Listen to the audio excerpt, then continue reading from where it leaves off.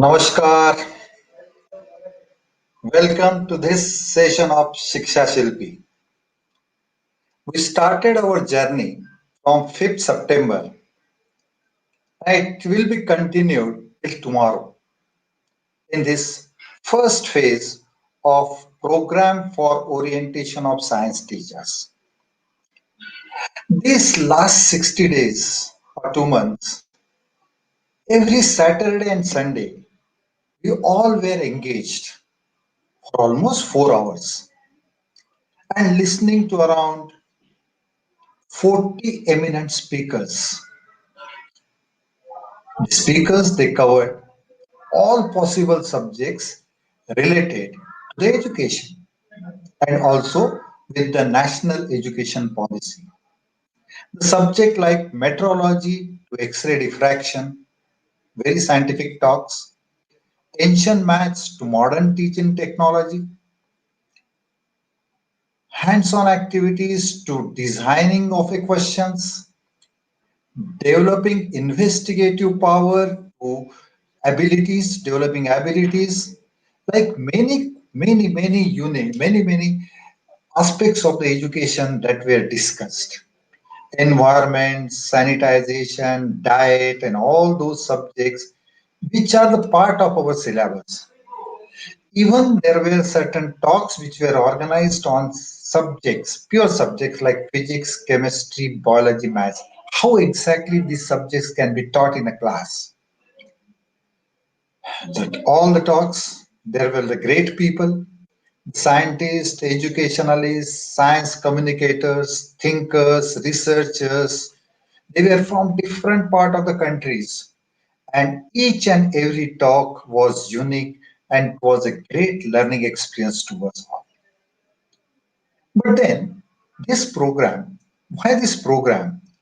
This program is actually a brainchild of, of a largest NGO. We call it as Vigyan Bharati.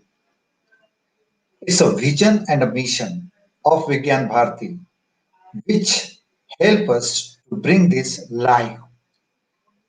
The people like Padma Shri Vijay Bhatkar was the president of Vigyan Bharati, Shri Jain Sahasrabuddhe, the national organizing secretary, Dr. Sudhir Bhadoria ji, who is the secretary general, and very efficient three secretaries, Shri Praveen ji, then Omkar Rai ji, and Vivekanand Pai ji.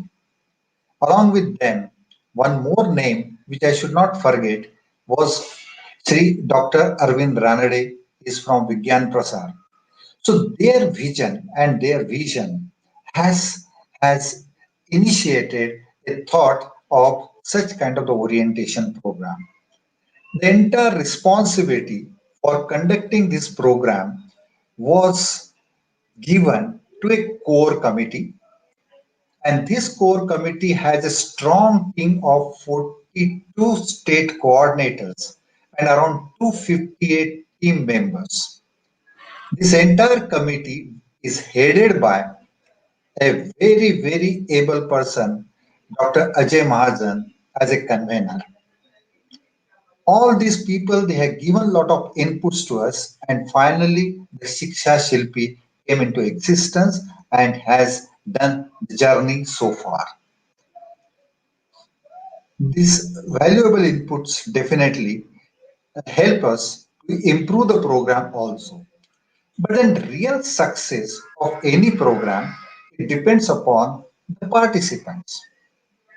And I am very happy to say, and rather I am honored to say that yes, the teachers, that is you, your participant was really excellent. The kind of feedback which we are able to receive, that's really overwhelming. And that has not only helped us to improve upon, but also help us to design the offline mode which we are going to start is the next part. Around 2,000 participants have registered, and the average number of viewers which we are able to see is around 1,400. It's a big number. And the live attendance in every session, even though it was a 2 hour session every day. Was working, but Sunday was non-working, but still average around is 300 to 500, 350. They were regularly attending all the classes. During this program, 33 sessions were organized and there was an arrangement was also made to for their attendance, assignments, feedback. Of course, detailed report is on a way. Let me come today's for today. Today we have Padma Vibhushan Dr. Raghunath Mashelkar as a guest. He is a role model for many of us, including me. I particularly like I, research work because I am a chemistry person and I also started working on my research on polymer. We know polymer is made up of small discrete units called monomer, and these monomers are connected by strong bonding, and that improves the properties of the material, and we get a new, better material. Exactly same thing which happened here. We all are from a different place, right from Kashmir to Kerala, Gujarat to Assam, independently working, helping children to develop, teaching them, helping them in all develop various kind of the abilities. But then the Shiksha Shilpi came to help us and develop a kind of a bonding, and now we all are together. And as we all are together, definitely I am sure that we are going to help our children to become a good citizen of country. Will educate them properly, will provide all what they need to become self-dependent, or we call it as Atmanirbhar. We are helping each other. We will definitely with each other and will help them develop. I do not want to talk more. I request Dr. B.B. Raigawkar ji to introduce today's guest.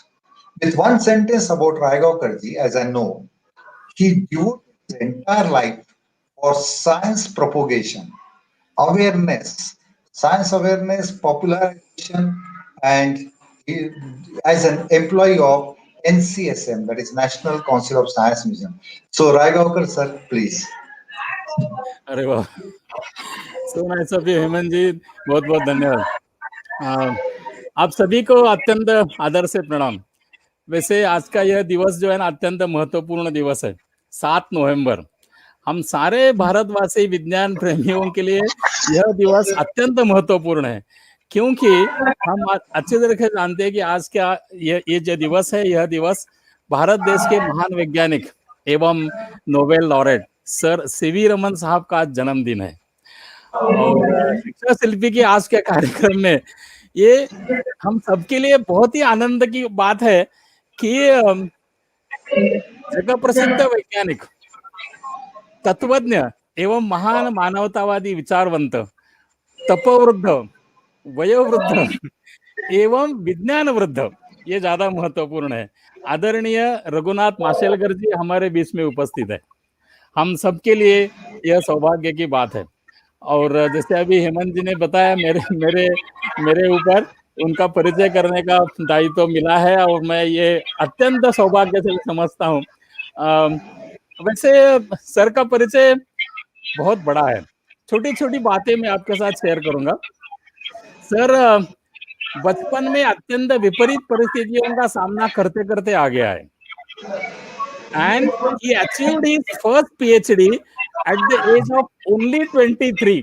अत्यंत महत्वपूर्ण बात है। And now he has a total of 39 PhDs on his name, more than 435 research papers. कुछ आवाज का disturbance आ रहा है क्या? More than 18 books, more than 60 awards, nationally and also internationally, and 28 patents. इसके अलावा अभी इस वक्त he is associated with board of directors of nearly 40 different institutions. And some of his prestigious awards, बहुत सारे बच्चे जानते हैं अच्छे तरीके से. He is a Padma Shri, he is Padma Bhushan, he is Padma Vibhushan, प्राचार्य शिवाजीराव भोसले पुरस्कार, ज्ञान विज्ञान ब्रह्मर्षि पुरस्कार, fellow royal society. Now, listening to all this, one can easily guess the huge quantum of work which he has done in his entire life. Most famous work about what he has done is most famous work is about the patent of the haldi and that of the basmati. He's he is the first president of the National Innovation Foundation. So far, 1,62,000 new ideas have been registered on this foundation. He has established Academy of Scientific and Innovative Research for doing PhDs in CSIR labs. There are so many things. मैं थोड़ा personal 2-3 बातें sir को बताना चाहूंगा. Sir मैं नेहरू विज्ञान केंद्र से सेवानिवृत्त हुआ, जैसे हेमंत जी ने बताया, और पूरे 39 इयर्स के सर्विस में महाराष्ट्र, मध्य प्रदेश, गोवा, गुजरात, ये सारे स्टेट में मोबाइल साइंस एग्जीबिशन की वैन लेकर अनेक स्कूलों में, नियरली 500 स्कूल्स में मैं 3-3 दिन तक रहा, विज्ञान का प्रदर्शन आयोजित किया. मैं ये इसलिए बता रहा हूं सर कि आपका बचपन का जो कॉन्वेक्स लेंस का इंसिडेंस है, मैंने अनेक जगह पर लाखों विद्यार्थियों को बताया है, और ये मेरा आज सौभाग्य है कि आज मैं आपके साथ मतलब आपका दर्शन कर रहा हूँ. I am so happy. वैसे उनको उच्च शिक्षा के लिए प्रेरित करने में उनके परम आदरणीय माताजी अंजनी आई साहेब जी का बहुत बड़ा योगदान है. अतः उनको मैं हृदय की गहराई से सादर नमन करता हूं. आप सर, आपकी जैसी माता सारे बच्चों को मिले, और उनको सारे भारतीय, हम सारे शिक्षा शिल्पी के शिक्षकों की तरफ से मैं आपके माता जी को प्रणाम करता हूं कि उन्होंने जो कष्ट आपके लिए उठाए, आपको प्रेरणा दी, छोटे बातों में से इतने सारे संकटों में से आपके आगे आने का उन्होंने प्रेरित किया, और आप आज हमारे बीच में है. केवल हमारे लिए नहीं, सारे भारत देश के लिए, सारे भारत के लिए. सर, आप गर्व की बात है, आपको उदंड आयुष्य मिले, आपको बहुत भरपूर सारी क्रिएटिविटी, आप भी और भी काम करना है. आपका एक इंटरव्यू मैंने देखा था, उसमें आपने ये बातें बताई कि ये काफी नहीं है, और भी करना है, और भी करना है. सर, वैसे मैं जितना बताऊं उतना कम है, समय की कमी तो है ही. मैं अभी हमारे शिक्षा शिल्पी के कोर टीम के जो सदस्य है, मेंबर है, आदरणीय जयंत जी जोशी, और हमारे जैसे कोऑर्डिनेटर है पिंकी मैडम जी, जो शिक्षक है वाराणसी से, आप दोनों को मैं अभी रिक्वेस्ट करता हूं कि आज का जो सर का मुलाकात का कार्यक्रम है, आपको सर को प्रश्न पूछने हैं, और मैं रजा ले लेता हूं, और आपको रिक्वेस्ट करता हूं कि आप ये कार्यक्रम को आगे बढ़ाएं. और फिर से एक बार माशेलकर साहब को अत्यंत हृदय से प्रणाम. सर, आपका सैल्यूट. धन्यवाद.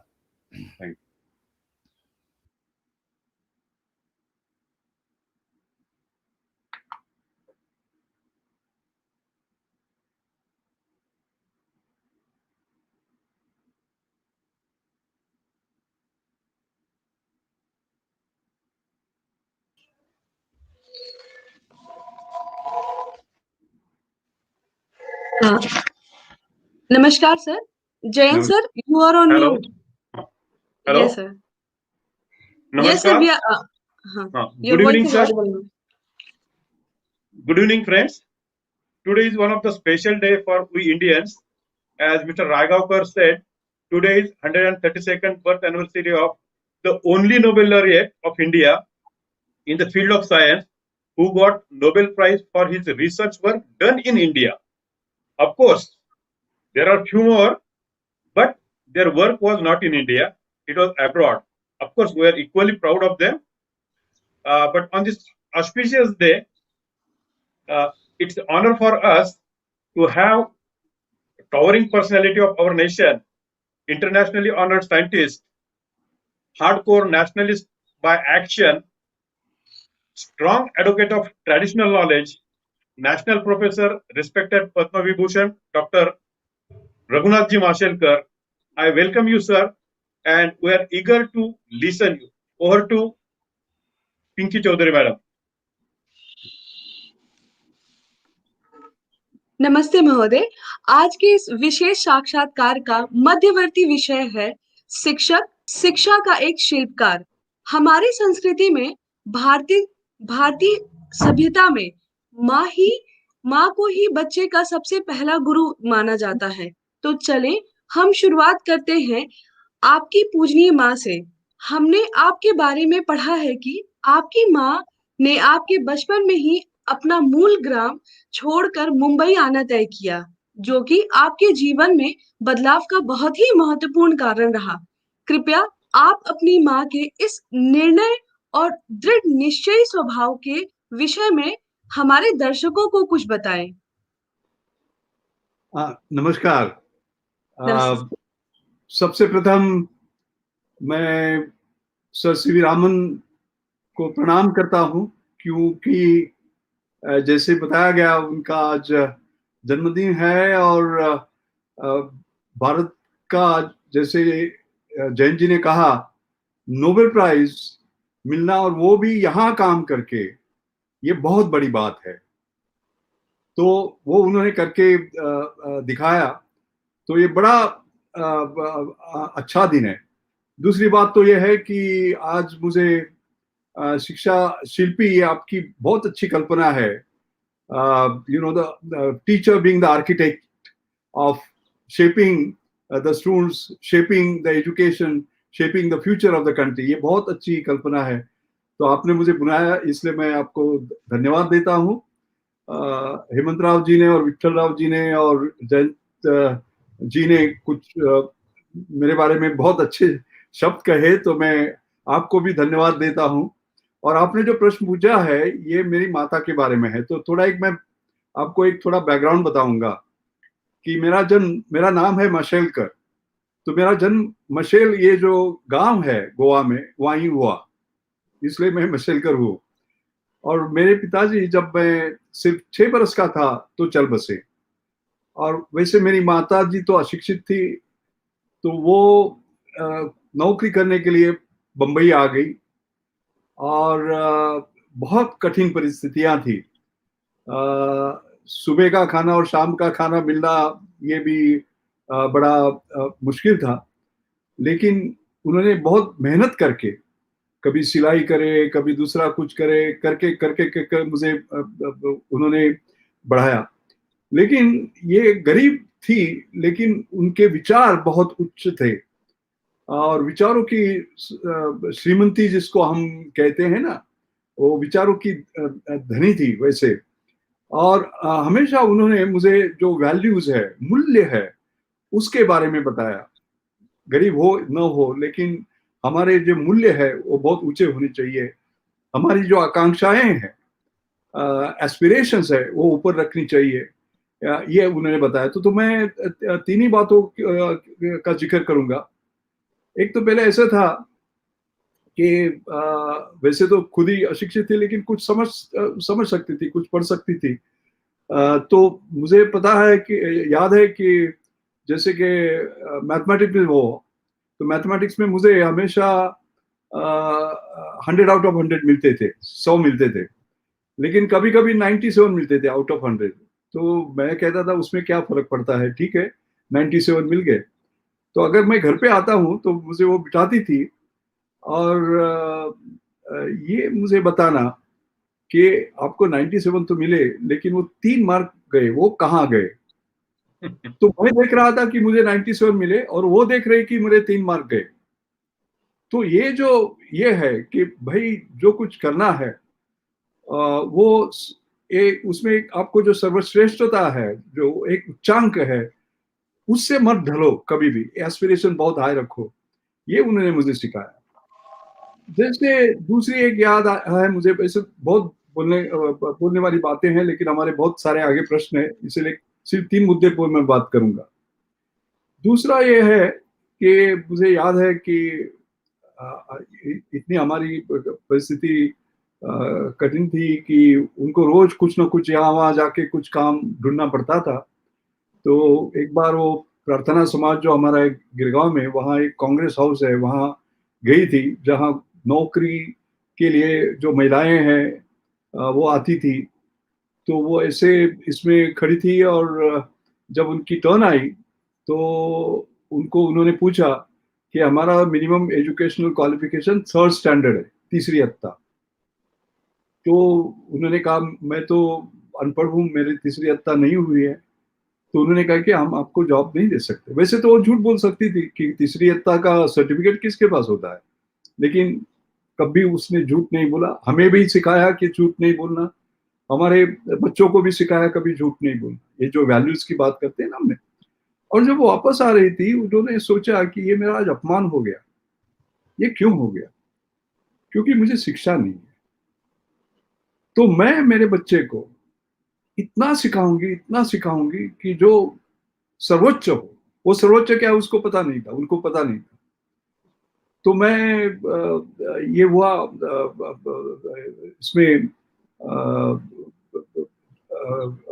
केमिकल इंजीनियर हुआ। Bachelors degree of chemical engineering मुझे मिली यूडीसीटी से, university department of chemical technology, जो माटुंगा में है। वो बहुत बड़ी संस्था है, और मुझे अभिमान है कि जहां मैंने पढ़ा था वही संस्था का आज मैं चांसलर हूँ। तो ये तो अलग बात है। तो आज वो तो जब बीके मेंस हो गया तो मैंने कहा कि अभी मैं नौकरी करता हूँ, क्योंकि ये अभी बहुत हो गया। तो उन्होंने ढूंढ निकाला था कि पीएचडी है, पीएचडी नाम की कोई डिग्री है। उन्होंने कहा कि वो पीएचडी कुछ है, वो तुम करना चाहिए। तो मैंने पीएचडी की। पीएचडी होने के बाद मैंने कहा कि अभी सब शिक्षा का, तो उन्होंने ये किया था। देखिए आप देख लीजिए, अशिक्षित महिला थी वो, कि कोई पोस्ट डॉक्टरल रिसर्च होती है। तो उन्होंने कहा तुमको उसके आगे जाके पोस्ट डॉक्टरल रिसर्च करना चाहिए। और ये मुझे आगे आगे आगे ये करते गई। और मुझे याद है कि वो 17 नवंबर 2006 हमें छोड़ के चली गई। उसके पहले कुछ 2-3 महीने पहले मुझे, जैसे कि अभी एक या ऑनरी डॉक्टरेट मुझे मिली है, 42 यूनिवर्सिटी से मिली है अभी तक। तो उस वक्त 25th यूनिवर्सिटी से मिली थी, 25वीं। तो मैंने उनको जाके बताया कि तू मुझे पीएचडी करने के लिए बोल रही थी ना, ये आज मेरी 25th ऑनरी डॉक्टर है। तो उन्होंने कहा कि मैं अब खुश हूँ और अब मैं जा सकती हूँ। और ये कोइंसिडेंस ऐसा है कि 3 महीने बाद वो हमें छोड़ के चले गए। तो मेरा बोलने का विचार ये है कि ये जो उच्च जो ये होते हैं ना, जैसे aim high and continue to aim high, continue to keep your aspirations high, ये उन्होंने बताया। और दूसरा ऐसा होता है कि व्यक्तियां ऐसी होती हैं कि जो जब जीती है तो आपके ऊपर इम्पैक्ट करती है, कि लेकिन जब वो नहीं होती तो भी इम्पैक्ट करती है। तो उनकी एक बात कह के मैं अपना पहला प्रश्न हम लोग खत्म करेंगे। तो ये बात ऐसी है कि मैं डायरेक्टर जनरल सीएसआईआर बन गया।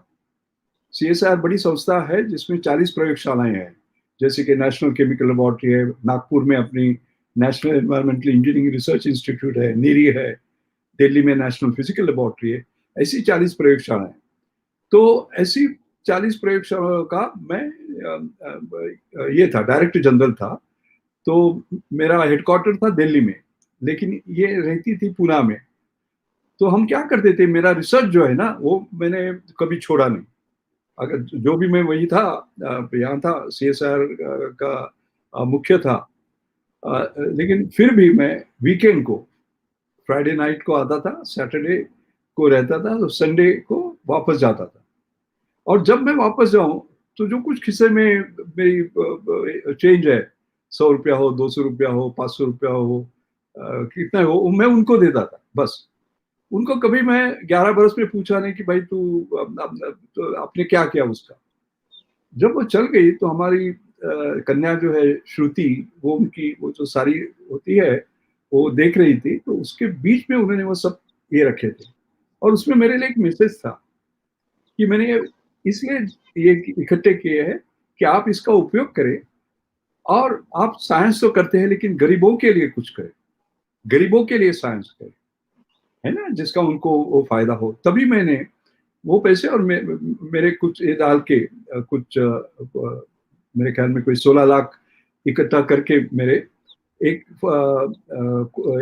हमने ट्रस्ट बनाई, और उसमें से हम लोग Anjani Mashelkar inclusive innovation award. Inclusive innovation का मतलब क्या है सर्वसमावेशक, ऐसा इनोवेशन जिसका सबको फायदा हो। और अभी इस महीने में 17 नवंबर को ये 10वां Anjani Mashelkar inclusive innovation award होगा। और अगर आप ये इनोवेशन अवार्ड्स अगर देखेंगे ना, तो आप देखेंगे कि हर बरस हमने ऐसे अवार्ड दिए कि जिसका गरीबों को बहुत फायदा हो।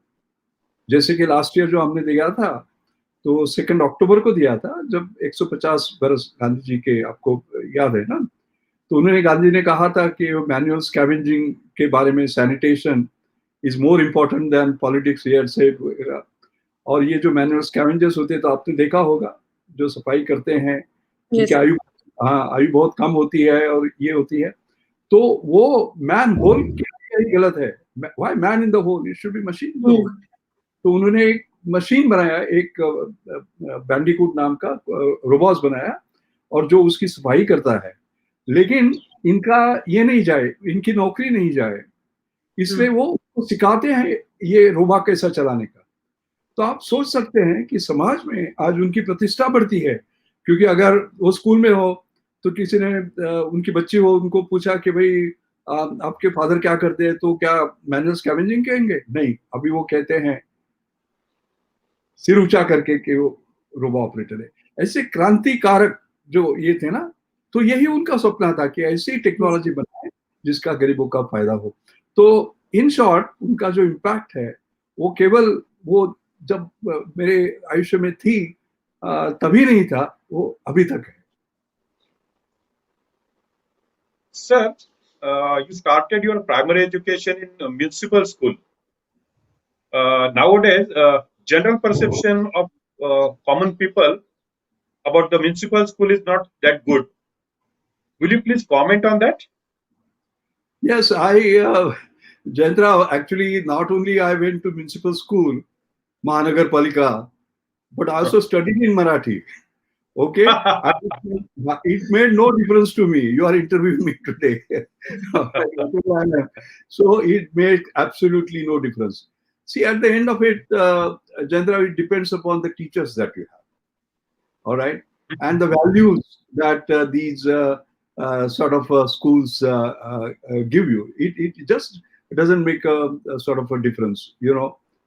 And I'll tell you my own personal experience. I grew in this Girgaon and this upper Khetwadi municipal school, which was in the 9th lane of Khetwadi. Basically, I remember.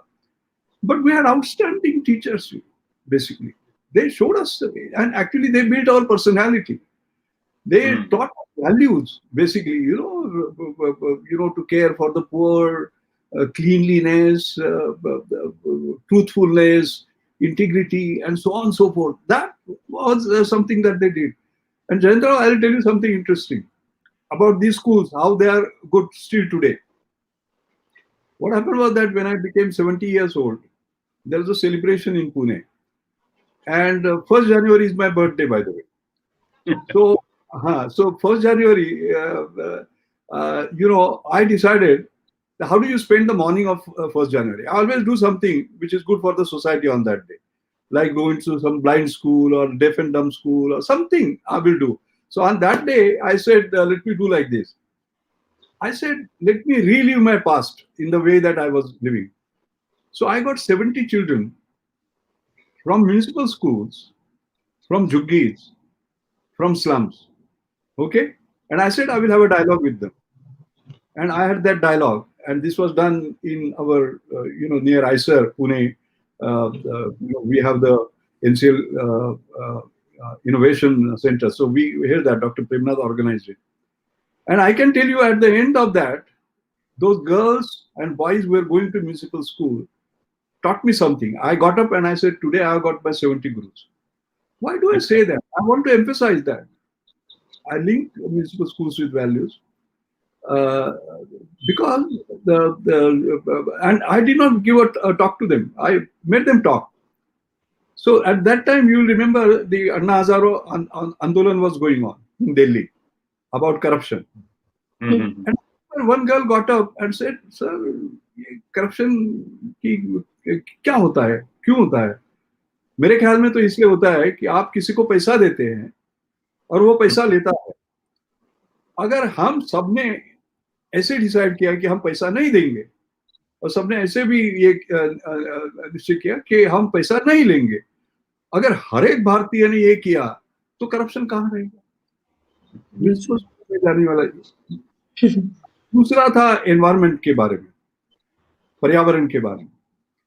तो एक लड़की, और लड़कियां ये बहुत महत्वपूर्ण है, ये लड़कियां अभी भारत का ये करने वाली है, नेतृत्व करने वाली है।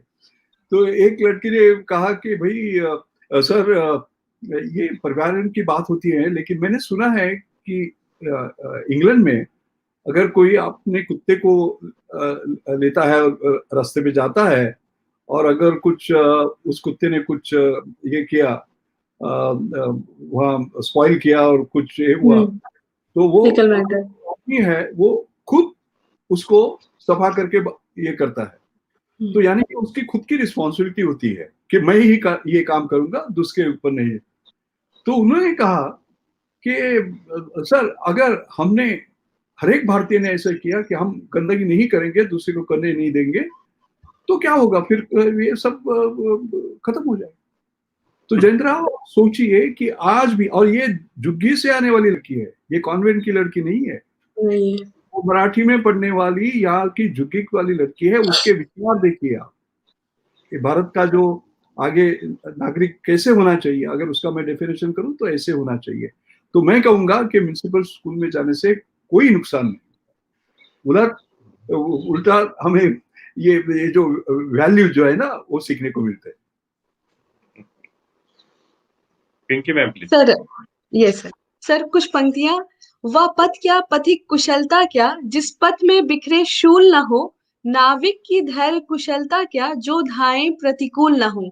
इन पंक्तियों को मैं आपको समर्पित करते हुए आपसे यह पूछना चाहती हूँ कि प्राथमिक शिक्षा प्राप्त करने के पश्चात आपको आर्थिक तंगी के कारण अनेक समस्याओं का सामना करना पड़ा। आपके जीवन का यह दौर कैसा था सर? हाँ, समस्याएं तो बहुत थी। वैसे मैंने क्या कहे, क्योंकि जैसे कि मैंने बताया मेरी माँ को क्या करना होता था, यस हर सर। एक दिन कुछ ना कुछ यहाँ वहाँ जाके कोई तो फिर मुझे याद है अभी तक कि मैं जब 12 बरस का था, तब तक वो I used to walk barefoot basically, you know, क्योंकि ये करने की ताकत नहीं थी वो शूज लेने की या चप्पल लेने की, और पढ़ना भी बहुत मुश्किल था। तो मैं क्या करता था कि वो हमारी चौपाटी जो है ना, वहाँ रात को जाके, वहाँ जंजीरा मोटर वर्क्स थी, वहाँ ऊपर ये होते थे। तो study under municipal lights. I have studied in. I remember I used to go to Bombay Central, जैसे अपना स्टेशन है रेलवे स्टेशन, तो वहाँ रात को 10 बजे वो गुजरात की जो आखिरी ट्रेन है ना, वो जाती थी। तो उसके बाद में सब शांत था वहाँ, तो वहाँ मैं पढ़ा करता था। और किताबों का तो मुझे पढ़ने का तो बहुत शौक था, लेकिन मैं तो खरीद नहीं ले सकता था। तो ये जो मैजेस्टिक बुक स्टॉल थे गिरगांव में, उनके कोठावड़े नाम के सदग्रस्त थे, तो नई किताबें अगर कोई आए ना, तो मैं वहां जाके उनको प्रॉमिस करता था कि मैं उसको खराब नहीं करूंगा, लेकिन मैं यहाँ बैठ के, वो फुटपाथ जो होती थी वहां मैं बैठ के पढ़ूंगा और आपको वापस दूंगा, वापस कर दूंगा तुरंत। कुछ देर में। हाँ, तो ये हमारी जीवन की शुरुआत कथा है। पीछे जब देखता हूँ तो आज देखते हैं हमारे पास वो आईपैड है, ये है, ये सब है। उस वक्त कुछ नहीं था। बट वी सर, अभी भी वो इतनी हमारे पास कंसंट्रेशन नहीं है आपकी तरह कि हम बैठ के पढ़ पाए उस दृढ़ निश्चय के साथ कि हाँ, हम वो कंप्लीट करके तुरंत वापस करेंगे, जबकि अब हमारे पास सुविधाएं ई बुक्स की बहुत हैं। नहीं, बहुत है, लेकिन वो ई बुक्स के लिए भी आपके आप धनी होनी चाहिए और आपको एक्सेस होना चाहिए ना, ये तो पहली बात है। और और दूसरा ये है कि इससे क्या होता है, जैसे मैं कहता हूँ हमेशा, scarcity and aspiration are great combination. जब आपका पेट बहुत बड़ा होता है ना, भरा हुआ होता है, तो आपको नींद आती है, हाँ, अगर पेट में कुछ नहीं होता तो आप सो नहीं सकते, तो आपको कुछ करना पड़ता है ना, दौड़ सकते हैं ना। Yes, sir. हाँ, भरे पेट से आदमी दौड़ नहीं सकता, लेकिन खाली पेट हो तो वो दौड़ सकता है। तो ये जो स्केर्सिटी और एस्पिरेशन जो कहते हैं ना हमने, एक बार गरीबी और दूसरी और बड़ी आकांक्षाएं, ये जो कॉम्बिनेशन है वो बहुत बड़ा कॉम्बिनेशन है। तो देखिए, अभी मुझे किताब तो वापस करनी है, तो कभी भी मैं पढ़ू ऐसे नहीं है, तो ये ध्यान से देख के बराबर पढ़ के 1 घंटे में वापस देना, वो भी आपको डिमांड होता है ना फिर। हाँ, तो मैं एक पार्टी बन गया। एक पार्टी यानी कि मैं कहूँ क्या, ये अभी ये समझो किताब है, ये है ना, तो अगर ये पत्ता हो ना, Yes, तो sir. मैं कुछ सेकंड्स में ऐसे पढ़ सकता हूँ अभी। और मैं ऐसे नहीं पढ़ता, ऐसे पढ़ता हूँ। ये जो डेवलपमेंट की ना मैंने शुरू से, ये इसलिए है कि भाई वो किताब वापस करनी है, तो जल्दी जल्दी पढ़ एब्सॉर्ब करना है ना, नहीं तो आराम से कभी होता है। तो ऐसी हैबिट भी बन जाती है ना। मेरे ख्याल में गरीबी बहुत ताकत देती है, गरीबी से कुछ नहीं होता, अगर आपका दृढ़ निश्चय हो ना तो बहुत ताकत देती है। Yes, sir. Sir, getting admission in your union high school was not that easy for you. And in your that particular union high school, you had a galaxy of teachers. Bhave sir, Kolatkar sir, Joshi sir. Would you like to listen about this each of these mentoring personalities who contributed directly or indirectly to configure today's Dr. Marshalkar? Oh, thank you, Jayantrao. That's a wonderful question, because again I want to sort of pay respects to all those teachers. Whatever Mashelkar is today is because of them. And I'll tell you, your point is right. Actually, you know what happened was, I went to that municipal school. I studied there until 7th standard, right? And I had somewhat 84 or 85% marks when I cleared 7th standard. I had stood first in that.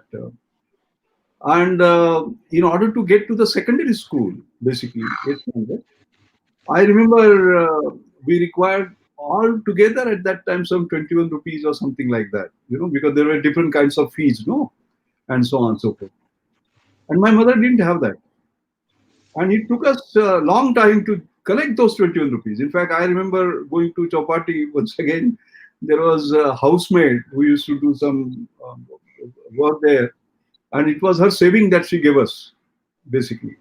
But by that time, what happened? There were good schools in Girgaon, like Wilson High School, Aryan High School, Chikitsak High School, etc. So I didn't get admission there because they were all closed. So I went to a poor school. That was this Union High School, where the poorest of the strata of students used to come, basically. But I'm glad I went there because it was a poor school with rich teachers. Which teachers? I'm happy that the teachers are listening to this. And what galaxy of teachers we have. You mentioned about Kolatkar sir. Kolatkar sir taught us mathematics. And as I said, I would normally get 100 and so on and so forth, etc. There was one tough exam that he set up where even a person like me could barely pass. It was so tough, and the whole class did miserably well. And I remember, rather than firing us and blaming us, I still remember,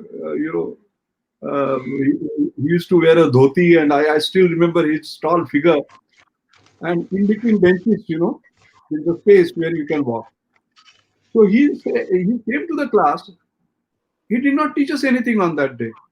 He just walked up and down and cried and cried. He said, "It is not your fault. It is my fault. I couldn't teach you."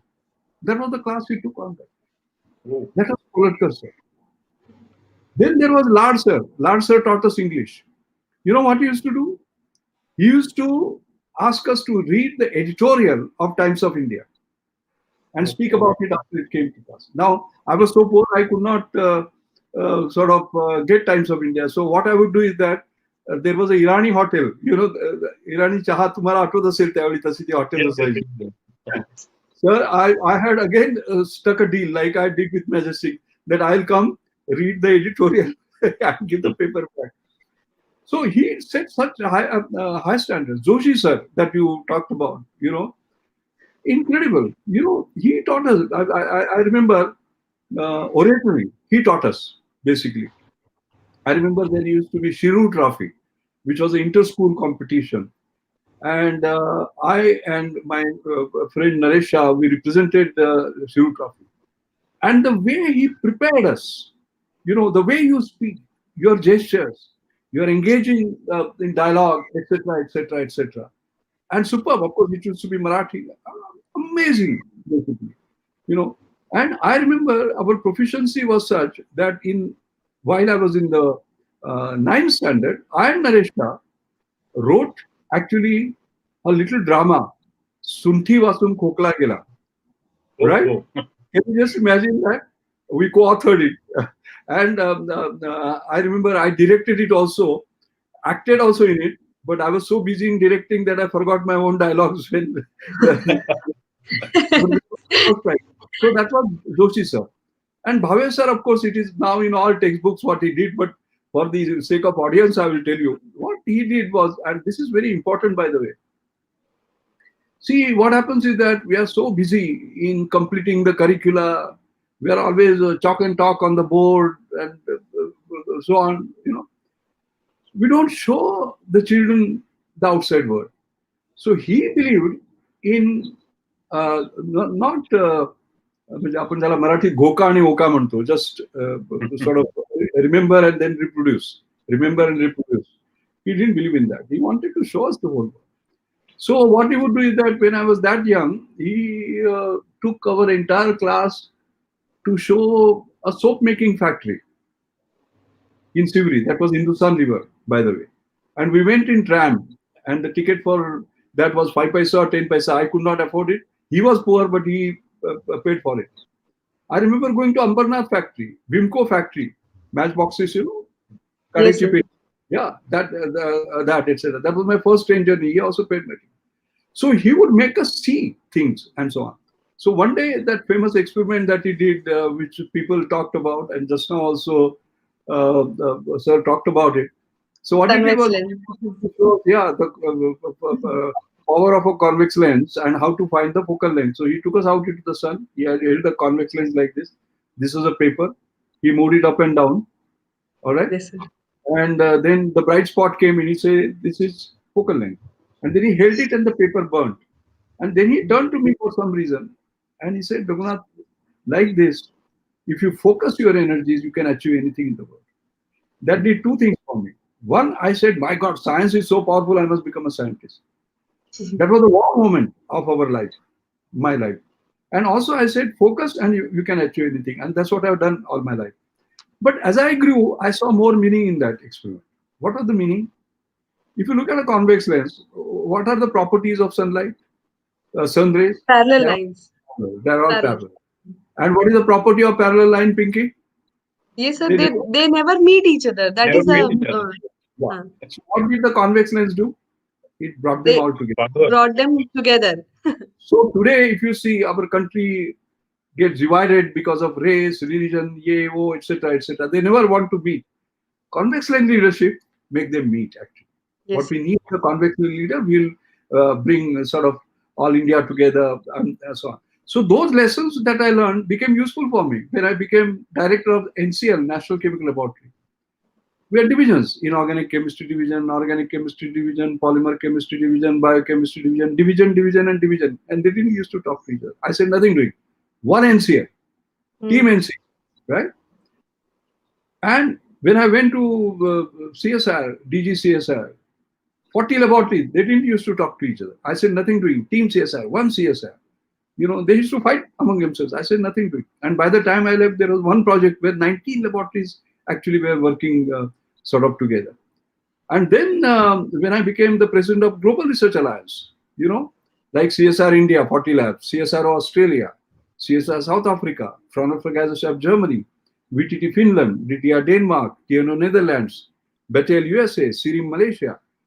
They were all from poorest poor country of the poor to richest of the rich. I got them together and said, we'll all work together. All right. So all that message actually came from this. So sir, आपने convex lens की भूमिका निभाई. सबको एक तो हमें Yes, convex lens की leadership चाहिए, कॉन्केव लेंस की नहीं। कॉन्केव क्या करती है पिंकी? चीजों कॉन्केव को क्या चीजों को डाइवर्स करती है सर, कॉनकेव। करती? सबको इकट्ठा लाना चाहिए। हाँ, ये सर। ठीक है। महोदय, मैं आपके स्नातक शिक्षा के बारे में कुछ आपसे पूछना चाहूंगी कि स्नातक शिक्षा प्राप्त करने के लिए आप मुंबई के जय हिंद कॉलेज गए। वहां का माहौल, विशेषता अध्यापकों के बारे में कुछ यादें तो होंगी ही। ऐसे किसी स्नातक के अध्यापक के बारे में आप बताएंगे जिन्होंने आपको अत्यधिक प्रभावित किया?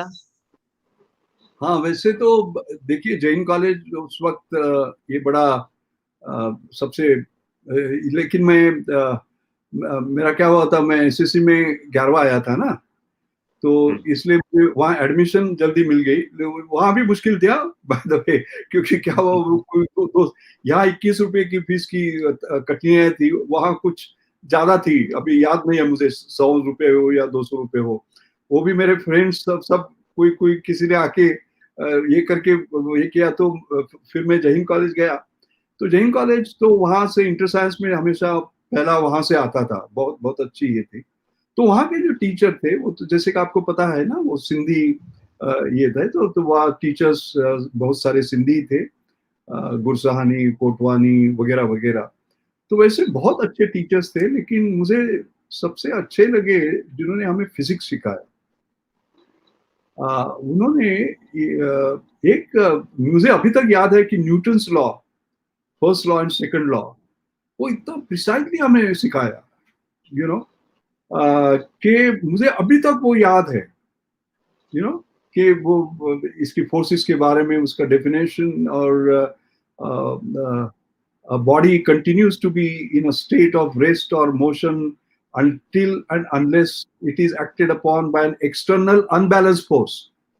Itna precise definition, Jayendra. Yeah. So we had sort of great teachers like that. I was just there for 2 years, I would say, but there was a teacher, and I would say, Avinash Dikshit, basically, who is, I mean, he's a great story, by the way. Avinash Dikshit, he's in Princeton, and in economics, he may get Nobel Prize one day. He's in game theory, he's very famous. He was 1 year senior to me. So he became a guru to me and Avinash Dravid. You know, it's very interesting. So he actually went to Cambridge, then did his wranglership, then went to MIT, worked under Nobel laureate, and then moved to Princeton currently. And then as a and I of course did Pune, Bombay, and that's all. But as luck would have it, in 2006, both of us were elected to the US National Academy of Science. Oh.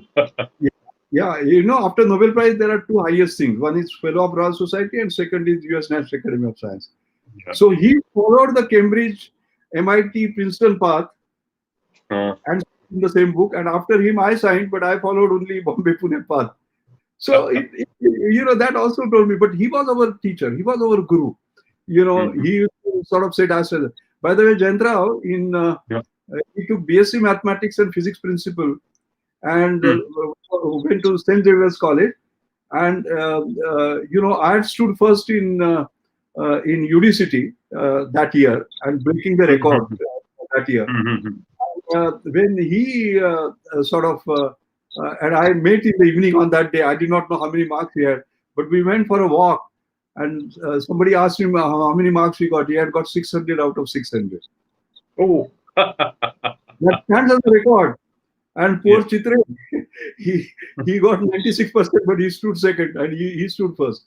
100 out of 100, that can be equal. So he was also my teacher in a way, So I think those 2 years were absolutely fabulous. Sir, as you mentioned that you moved to the ICT, so formerly it used to be called University Department of Chemical Technology. There you met Bhishma Pitama of Chemical Engineering in India, Professor M.M. Sharma, Manmohanji Sharma. We would like to hear about him. You as a teacher, how is he? Oh my goodness, he was fantastic. There is something. He's of course Padma Vibhushan, as you know. He became the Fellow of Royal Society. In fact, he became the first fellow of Royal Society, engineer, first engineer from India, you know. So in 360 years, by the way, as I told you, that FRS is one of the highest honors after Nobel Prize. And you Yes, sign sir. in the same book where Newton has signed, basically. So he has signed in that book, and I have signed in that book. Both of us, Shishya, by the way. Yeah. And yeah, and as a Great. teacher, it was phenomenal, because what happened was that I took admission in UDCT, University Department of Chemical Technology. That was 1962. And I remember he joined in 64. Now, Jayantrao, there is something very interesting about it. He was just 27. Okay. He had gone to Cambridge and he had studied under another Bhishma Pitama, Professor P.V. Danckwerts. And when he came here, can you imagine, he was given full professorship. Otherwise, you normally require 10 years of experience, this, that, and the other, etc. How will a 27-year-old have this thing? You know. Can you just imagine, those days were different? They would look at the potential of a candidate and give it to him. Today, if you do that, straight away High Court, Supreme Court, public interest. Yes, sir. Yes, sir. Because they saw the merit in this fellow, and he proved them right by becoming a fellow of Royal Society. All right. So I remember as a teacher, he was phenomenal. He, you know, Jayendra, he never carried any notebook. He would have his hands in his pocket and just walk in the and he taught us. I remember subjects like mass transfer, subjects like general chemical technology, subject like thermodynamics, and so on and so forth. He was absolutely incredible. The second thing about him was his incredible memory. His memory was such that he used to defy all laws, you know. आपल्याला एकपाठी म्हणतो तसं ते आता सगळं त्यांच्या डोक्यात जायचं. आणि there is a joke actually. His friend who was with him in Cambridge University told me one day that he knew everything about everything because he used to read, spend all his time in library, etc. So people, students didn't used to go to library. They used to go to Professor Sharma. Professor Sharma was their library. So he joked, Tom Keane from DuPont, he told me as a teaching in there, he said, do you know that when Sharma, I mean, he used to say in his typical way, when Sharma left, we did not know where the library was. So for us students, you know, his memory was such that we had to go very prepared with him. Otherwise, so he said, I would say, very high standards indeed in sort of teaching. He became a kind of a role model for us.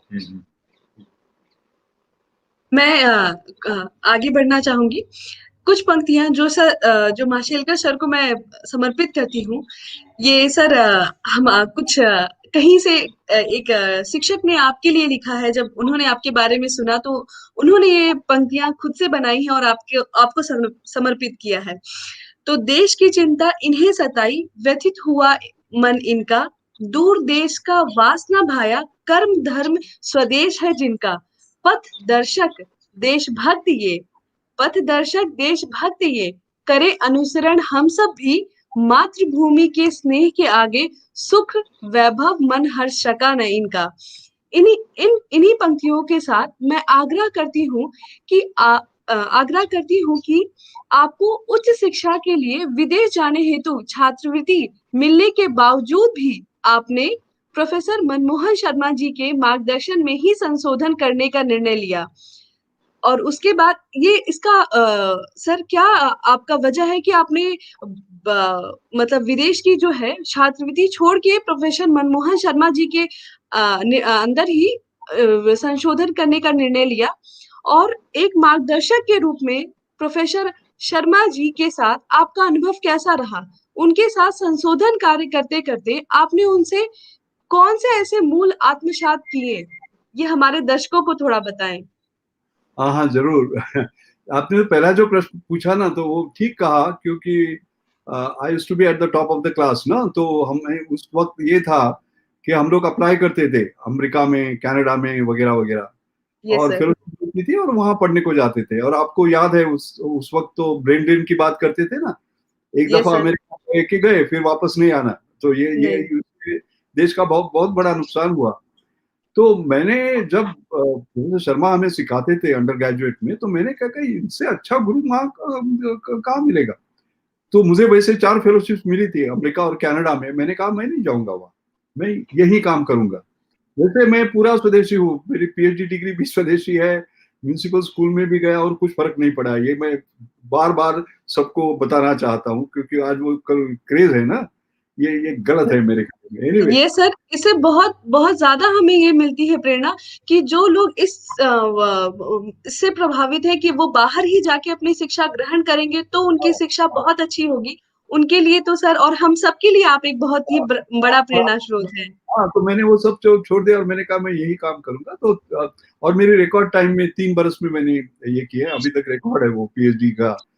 ये क्या, तो उनकी 2-4 बातें थी। एक तो पहले ये है कि उनको रोज आइडियाज आती थी, एक नई आइडिया आती थी, और वो एक चिट पे लिखते थे। एक कागज होता है ना छोटा सा, उस एक कागज होता है, तो ऐसे चिट पे लिखते थे रोज। अच्छा, और हमें और क्या होता था कि क्योंकि जब आइडिया देते हैं तो उसके ऊपर एक्सपेरिमेंट भी करना पड़ता है ना, तो हमें ये होता था। तो हमारा वो चिट जो चिट्स थी वो इतनी इतनी इतनी बढ़ गई, और मुझे याद है कि 3 बरस के बाद ये उनको मैंने सब वापस दे दी, कि उनमें से मैंने कुछ आइडियाज पे काम किया है, वो बाकी जो है वो बाकी विद्यार्थियों को दे दीजिए। तो उनकी जो कल्पकता थी ना वो। दूसरी बात यह है कि हमारे पास उस वक्त पैसा नहीं था ना। मेरी आप सोचिए कि ये पूरे बरस का मुझे 10,000 रुपया ये अमाउंट होता था जिसमें हमें रिसर्च करनी है। अभी 10,000 रुपया यानी कि कितना हो गया। हाँ? सर अभी और तो स्कॉलरशिप ही इतनी मिल जाती है बच्चों को, 30 हाँ, 30 बन के। हाँ, तो उसमें हम काम कैसे करें। तो इसलिए वो हमेशा कहते हैं it is not the power of budget, is the power of ideas that matters. और वही मैंने सीखा बाद में, जब एनसीएल का डायरेक्टर बना तो भी मैंने वही कहा उनको। और तभी उन्होंने, मुझे याद है अभी कि कोई ऐसे एक tripartite chemical reaction engineering conference थी, इंजीनियरिंग कॉन्फ्रेंस, वो मॉन्ट्रियल में थी, और कैनेडियन, अमेरिकन और इंग्लिश इंस्टीट्यूशन की। तो वहां मेरा पेपर उन्होंने उस वक्त प्रेजेंट किया था, इतने उच्च स्तर पे पहली बार ऐसे रिकॉर्ड हुआ। लेकिन ये जो काम हुआ वो ये हुआ। तीसरी बात उनकी है, बहुत मेहनत करवाते थे उस वक्त। तो आपको पता है कि हमारा जैसा आईपैड होता है आजकल, तो मैं इसमें डिक्टेट करता हूँ, है ना। तो उस वक्त तो नहीं था, वो फुल स्केप पेपर होते थे। और मुझे याद है कि मैंने एक पेपर लिखा था बबल कॉलम्स का। पहला मेरा जो पेपर है ना, वो कुछ 30-35 पत्तों का था। तो उन्होंने मुझे वो 11 बार लिखवाया। पहला रिवीजन होता था, वो जो उनके पास गया कि वो सब करेक्शन करके आता था, मैं दूसरा लिखता था, तीसरा लिखता था, 11। तो ये परफेक्शन कैसे करें उसका एक तीसरा। चौथा ये था कि उनकी जो वैल्यूज थी ना, आजकल ऐसा होता है कि टीचर्स होते हैं, रिसर्च प्रोफेसर होते हैं, उनका स्टूडेंट ने क्या किया उनको पता भी नहीं होता है, अगर लेकिन रिसर्च पेपर लिखे ना तो उसके ऊपर अपना नाम लिखते हैं, है ना। उन्होंने क्या किया था कि मुझे याद है कि मेरा पहला पेपर जो था ना वो शर्मा एंड मशेलकर था, क्योंकि कल्पना उनकी थी और मैंने काम किया था। दूसरा पेपर था वो था मशेलकर एंड शर्मा, क्योंकि ज्यादा से मैंने कंट्रीब्यूशन किया था। लेकिन तीसरा पेपर था सिर्फ मशेलकर, उन्होंने खुद का नाम ही नहीं रखा उसको।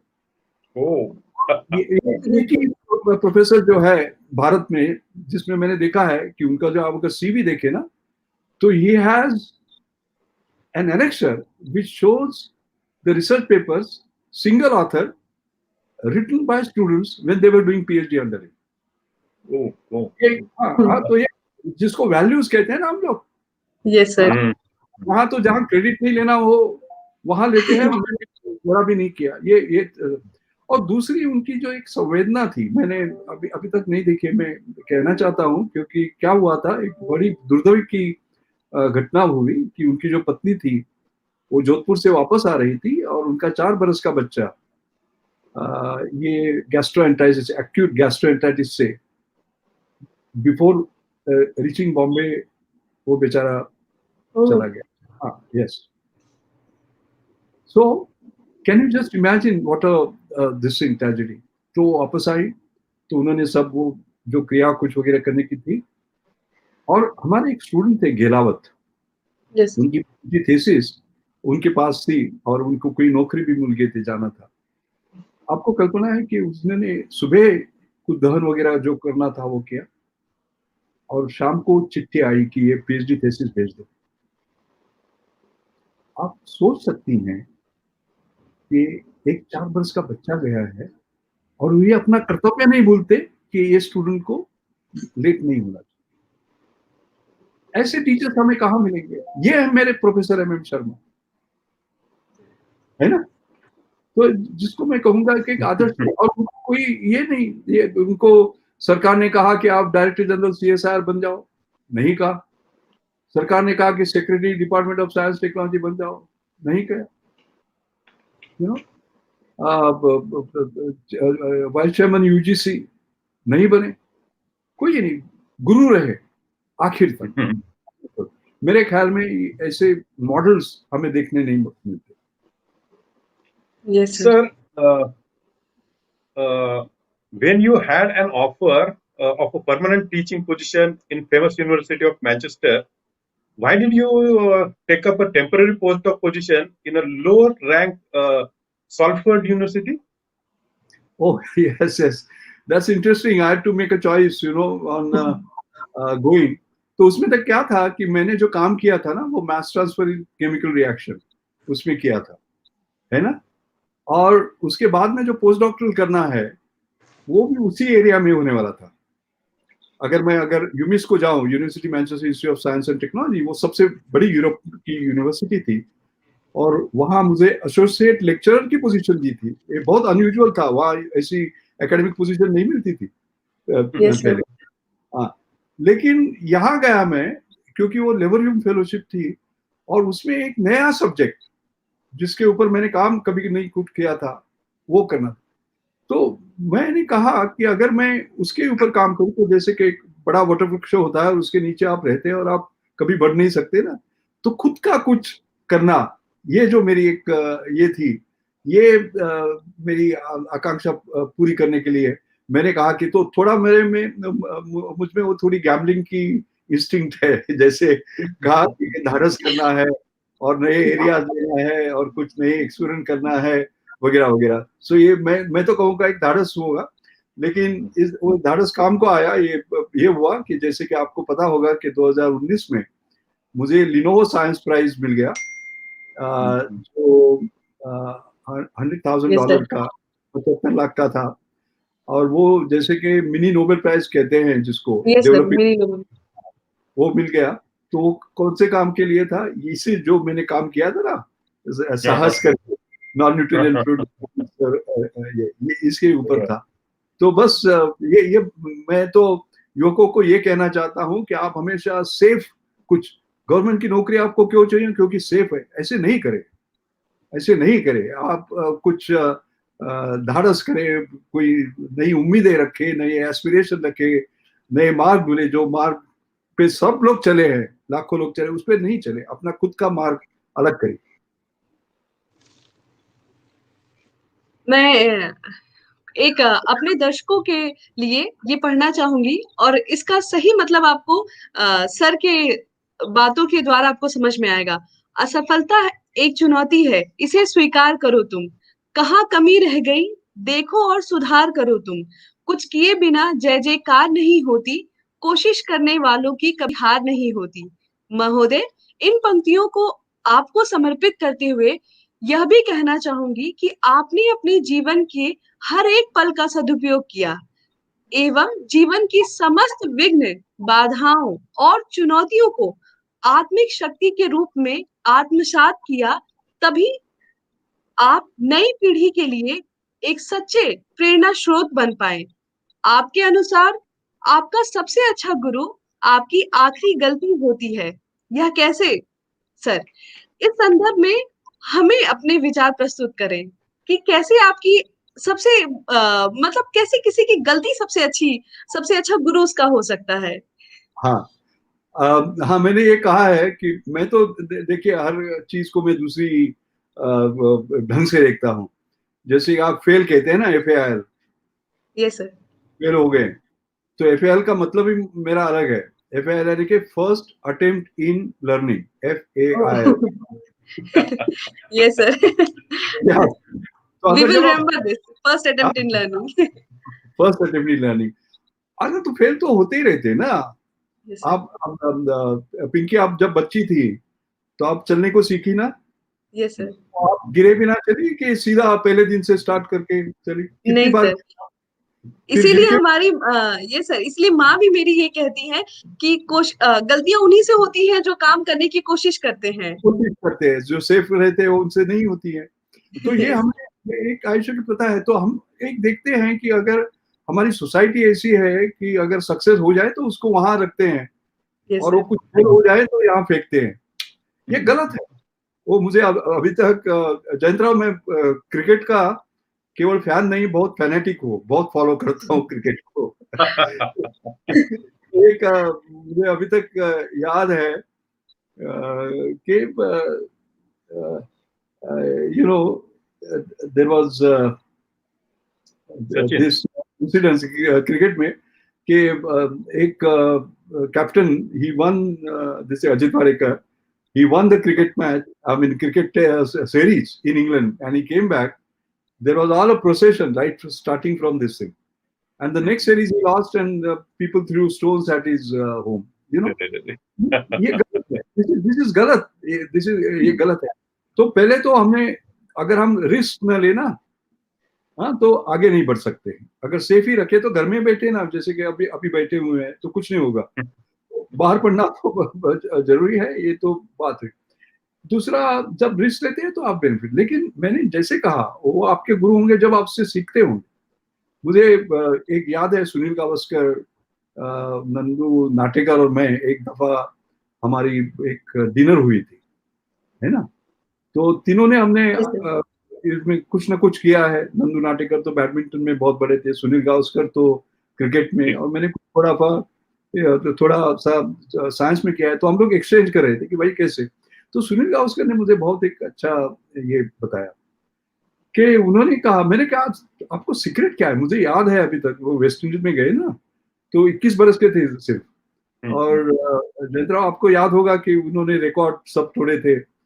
डबल सेंचुरी, 764 रन बनाए थे. तो और कहा, तो उस वक्त तो आपको पता है ना वेस्ट इंडीज की बॉलिंग कैसी थी.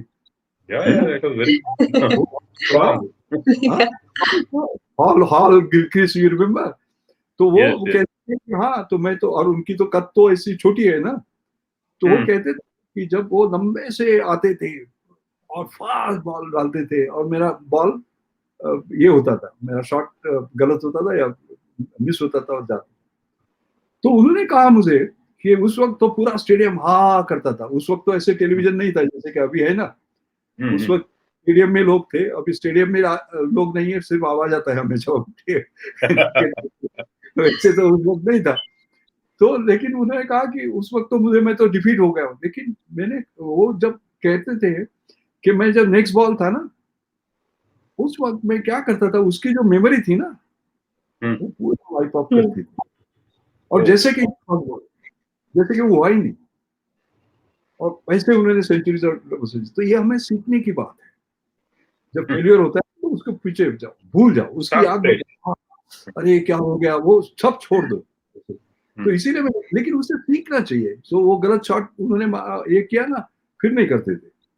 एक बार गलती, उसके बाद में नहीं, वो ड्रॉप करते थे. तो ये हमें ये बड़ी बड़ी व्यक्ति, मैं बहुत भाग्यवान हूँ कि इन सबसे मिला हूँ, उनसे सबसे. ये मेरे सारे गुरु हैं बाद में, केवल मेरी माता जी और प्रोफेसर शर्मा और सीएनआर नहीं, सुनील गांव से, सारे जो कुछ है, ये किताबें जो है ना, वो भी मेरी गुरु है. Sir, Bharat Ratna Professor CNR Rao is one of your guru. As you said, there are many gurus. He's a mentor, he's a guide. Will you please tell your experience as his disciple while working with him? Yes. Actually, I never studied under him or worked under him or even did research with him. But he came in my life very early, because when I was the director of National Chemical Laboratory, he used to chair the research council. I was a young fellow at that time. And I remember it was he who introduced me to Rajiv Gandhi, where I was very young, and made me member of the Science Advisory Committee to the Prime Minister. So he had that boldness of spotting talent, you know. I was nobody at that time. I was not even director of NCL. I was head of chemical engineering department. I remember getting in there, and they used to call me, the Science Advisory Committee to the Prime Minister was a very serious, big one, you know. And they used to call me the baby of the team, you know. और तो ये उनकी एक तो पहली खासियत थी कि वो यंग टैलेंट जो है ना, उनको स्पॉट करते थे. ये बहुत महत्वपूर्ण बात. दूसरा, उनकी कमिटमेंट टू साइंस. वो अभी 86 के हैं. 86 हो गए, मैं 85 ये था. तब मैं और वैशाली दोनों गए थे उनके बर्थडे विश करने के लिए और उनको उनके आशीर्वाद लेने के लिए. अभी 85th ईयर पे भी वो इतनी ही इंटेंसिटी से बात करते थे जैसे 40 बरस करते थे, और कहते थे ये देखो तुम आओ, ये देखो, ये जो ये है ना, ये बहुत बढ़िया. और उनकी कमिटमेंट बहुत साइंस के लिए. मुझे अभी तक याद है, एक science advisory committee to the prime minister meeting थी हमारी, और राजीव गांधी प्राइम मिनिस्टर थे, और वो पार्लियामेंट हाउस में हुई थी. और होने के बाद उन्होंने ये जो प्लानिंग कमीशन के डिप्टी चेयरमैन थे ना, और उनको कहा कि आप CNR Rao, professor CNR Rao जो चेयरमैन थे, उनकी आप दोनों चर्चा करें और इसके लिए आगे जाएं. तो जैसे राजीव गांधी गए, वैसे वो डिप्टी चेयरमैन प्लानिंग कमीशन थे, उनको कहा कि सीएनआर राव को, प्रोफेसर सीएनआर राव के, कल आप 10 बजे आके मुझे दफ्तर में मिल सकते हैं. यू नो, प्रोफेसर सीएनआर ने उनको क्या कहा, वो सीनियर कैबिनेट मिनिस्टर थे, उनको कहा कि मैं साइंटिस्ट हूँ, मेरी एक्सपेरिमेंट चल रही है बेंगलोर में, मैं आज शाम वापस जा रहा हूँ, और मैं कहूंगा आपको कि मुझे कब वक्त में आके मिलूंगा. ये करेज है ना, ये करेज मैंने अभी तक नहीं देखा. Duty first. हाँ. सो ये बहुत, आई मीन, यानी कि ऐसे व्यक्ति मैंने देखे. वो भारत मिले, उनको सब दुनिया के सबसे ऑनर्स मिले, सिर्फ नोबेल प्राइज छोड़ के. वो भी कभी अभी मिल जाएगा. हम हमेशा गणेश जी से प्रार्थना करते हैं कि वो उनको मिल जाए. तो ये अलग ही किस्म की व्यक्ति थे, और उनका बहुत मेरे इसके ऊपर प्रभाव हुआ. Sir, you have yourself a teacher in universities around the world, namely Salford, Delaware, Danish Technical University, Monash, Harvard. Tell about Dr. Mashelkar as a teacher. Yeah,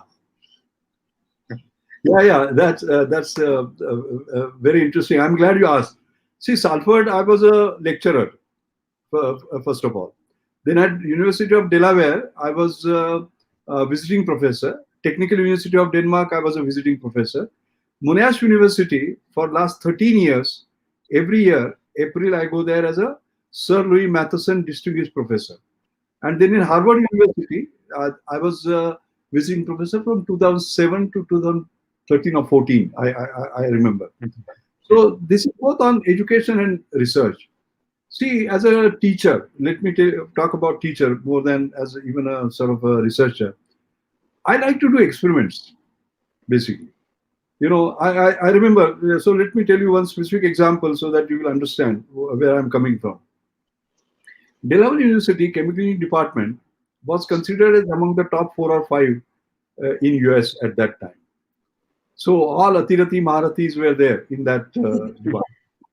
And I remember I used to teach a course called Process Fluid Mechanics. And there what happens is that they don't have one class of 90 students. They will break them up into 30, 30, 30. 3 classes. So I have to teach the course between 10 to 11, 12 to 1, and 2 to 3. And you know, my problem is that I get bored repeating the same thing. Like if you conducted this interview again, I do something else. I cannot repeat what I said. So I wanted to enjoy myself. So what I would do is that I would do experiments. Like, for example, that time there were video cassettes. They don't exist now. Pinky, I don't know whether you are aware of video cassettes. You are aware, no? No, sir, I am aware. Aware, okay. Because your generation is a different one. Jaitra and that generation, we are video cassettes. I remember. Yeah. So I used to bring video cassette, like for example, Sir J.I. Taylor, low Reynolds number hydrodynamics.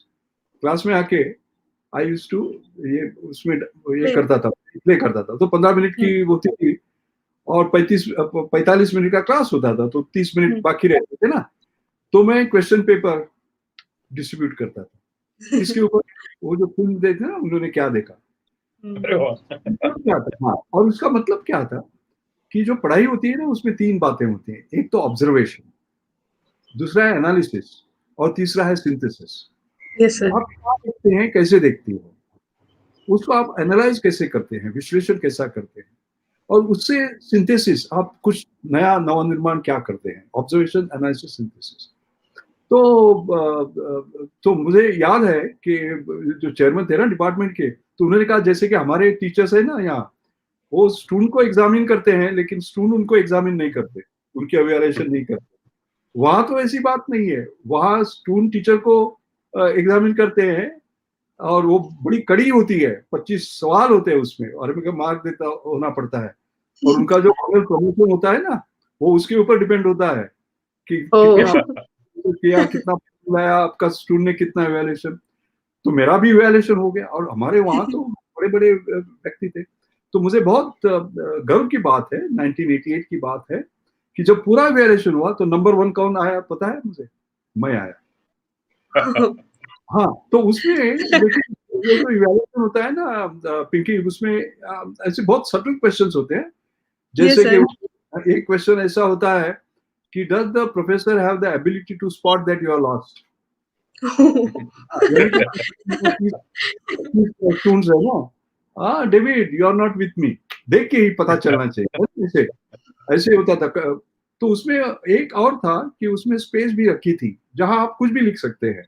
और आपको पता है कि हमारे student तो बहुत ऐसे नम्र होते हैं और बड़ी सर को सर कहते हैं वगैरह। वहां तो वैसे नहीं है, अमेरिकन स्टूडेंट कुछ भी लिख सकते। तो एक ने एक क्या लिखा था पता है कि professor Mashelkar has made me discover myself. मैं कौन हूँ, ये मुझे सिखाया है। तो मुझे पता नहीं कि मैं उनका कैसा शुक्रिया अदा करूं। Maybe I will name my first born child after him. ओह तो आप देखिए ये जो है ना नवीनता, जैसे कि मैं हमेशा कहता हूं कि नवीनता होनी चाहिए, है ना, सिखाने में नवीनता होनी चाहिए। तो इसमें देखिए आप 3 बातें देखेंगे। पहली बात यह है कि उस यूनिवर्सिटी ने मुझे पढ़ाई दिया जैसे मैं पढ़ाना चाहता पढ़ने। Yes sir. दूसरा, एग्जामिनेशन करने को दिया जैसे मैं करना चाहता था। और तीसरा जो इवैल्यूएशन हुआ ना, वो उनको मैंने इतना तंग किया था तो उन्होंने मुझे कहा कि आप सबसे अच्छे। क्या क्या हम ये भारत में कर सकते हैं? ये जो नई एजुकेशन पॉलिसी की बात हम करते हैं ना, तो ये फ्लेक्सिबिलिटी है, फ्रीडम है, एक्सपेरिमेंटेशन है, इनोवेशन है, ये आना चाहिए। ये बात है। See, in that context, I have a next question. You are leading the task force of effective implementation of National Education Policy 2020 in the state of Maharashtra. Will you please briefly tell about a science education component in this particular policy? Yeah. First of all, I must say, I admire and I love the new education policy. बहुत अच्छी बनी. Yes, in fact, if we can follow that, I think India will be sort of basically a leader. So in the new education policy, the committee that is there, which I am very fortunate, very privileged to chair, has great people like Sukhdev Thoratji, who was the former vice chairman of UGC, अच्छे vice chancellor वगैरह वगैरह है. And we are looking at how we will implement these, because some of them are long term. वो जल्दी फर्क नहीं पड़ेगा उससे, कभी मिड टर्म है, कभी शॉर्ट टर्म है, वो कैसे करे इसके लिए है। और लेकिन आपका क्वेश्चन स्पेसिफिकली साइंस के ऊपर है, तो साइंस के ऊपर उन्होंने, जैसे कि मैंने उसका जवाब तो मैंने पहले ही इसके ऊपर दिया है कि जो एक्सपेरिमेंटेशन है ये बड़ा उसमें महत्वपूर्ण है। तो इसके बारे में मैं एक कहना चाहता हूँ कि मेरी एक किताब है, उस किताब है रीइन्वेंटिंग इंडिया। हाँ, और ये रीइन्वेंटिंग इंडिया जो है उसका मराठी में भी भाषांतर हुआ है, शोध नव्या भारताचा, how do scour a new India. तो उसमें मैंने जो मेरा साइंस कांग्रेस का लेक्चर था ना, उसमें new Panchsheel for the new millennium, है ना। तो एक नया पंचशील नए सहस्त्र के लिए 2000 में 3 जनवरी को जो हुआ था, अटल जी आए थे और 5000 साइंटिस्ट आए थे, नोबेल लॉरेट्स आए थे, डॉक्टर कलाम वगैरह वगैरह। तो मेरा जो ये है ना, तो new Panchsheel for the new millennium, तो पंचशील है child centred education, woman centred family, human centred development, knowledge centred society and innovation centred India, उसके ऊपर था। तो उसमें जो चाइल्ड सेंटर्ड एजुकेशन जो कहा है, उसमें आपने साइंस के बारे में पूछा ना, तो उसमें जो मैं लिखा था, मैंने उस वक्त लिखा था, तो उसका ही प्रतिबिंब मैं नेशनल एजुकेशन पॉलिसी में देख रहा हूँ। तो उसमें मैंने क्या लिखा, हाँ, वाह सर। ये नहीं कह रहा कि उन्होंने ये देख के पॉलिसी की, लेकिन जो मेरे दिल में है वो उसमें आया है, इतना मैं कहना चाहता हूँ। ये मैंने क्या लिखा था, तो मैं पढ़ता हूँ आपके लिए। The way science is taught in our schools will determine whether or not we'll have a society which is capable of developing and absorbing technology creatively, as well as giving a scientific foundation to our cultural, political, and economic fabric. Remember, that's so important. There are 3 crises that we face today. The first is that young minds are not turning to science. To an extent that some science departments are getting closed down. That year, 2000, there were some science departments were closed down. The second is that those who turn to science do not stay in science. And that we know, no? They go to management here, there, etc. The third is in science education itself. We find that our education has not been child-centered. It is centered around textbooks, rigid, unimaginative curricula, ill-designed classroom teaching, and an outdated examination system. An Indian child is forced to learn by rote, and his individuality and imagination is lost. 2000 में मैंने कहा था.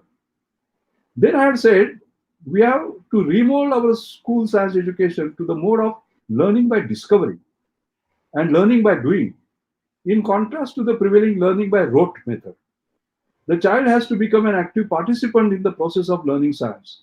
Rather than memorizing the products of science, just Newton's first law, Newton's second law, Avogadro number, the child needs to understand and appreciate the beautiful process of science. The curricula must relate closely to science and technology. तो मैं इससे ये बात कर रहा हूँ, ये जो था ना, ये नई एजुकेशन पॉलिसी में बहुत अच्छी तरह से आया है। ये करना चाहता हूँ। और ये जो एक्सपेरिमेंटेशन है, ये बहुत जरूरी है। जैसे देखिए, आप देखते हैं कि आप देखते होंगे एग्जामिनेशन सिस्टम हमारी ऐसी है कि अगर एक आप क्वेश्चन पूछे तो उसका एक ही करेक्ट आंसर होता है। अगर वो आपने नहीं दिया तो आपको 0 मिलते हैं। एवोगाड्रो नंबर एक ही है, उसमें आप फर्क नहीं कर सकते। लेकिन जिंदगी में ऐसे ये होते हैं, उसके हर एक का अलग अलग उत्तर होते हैं।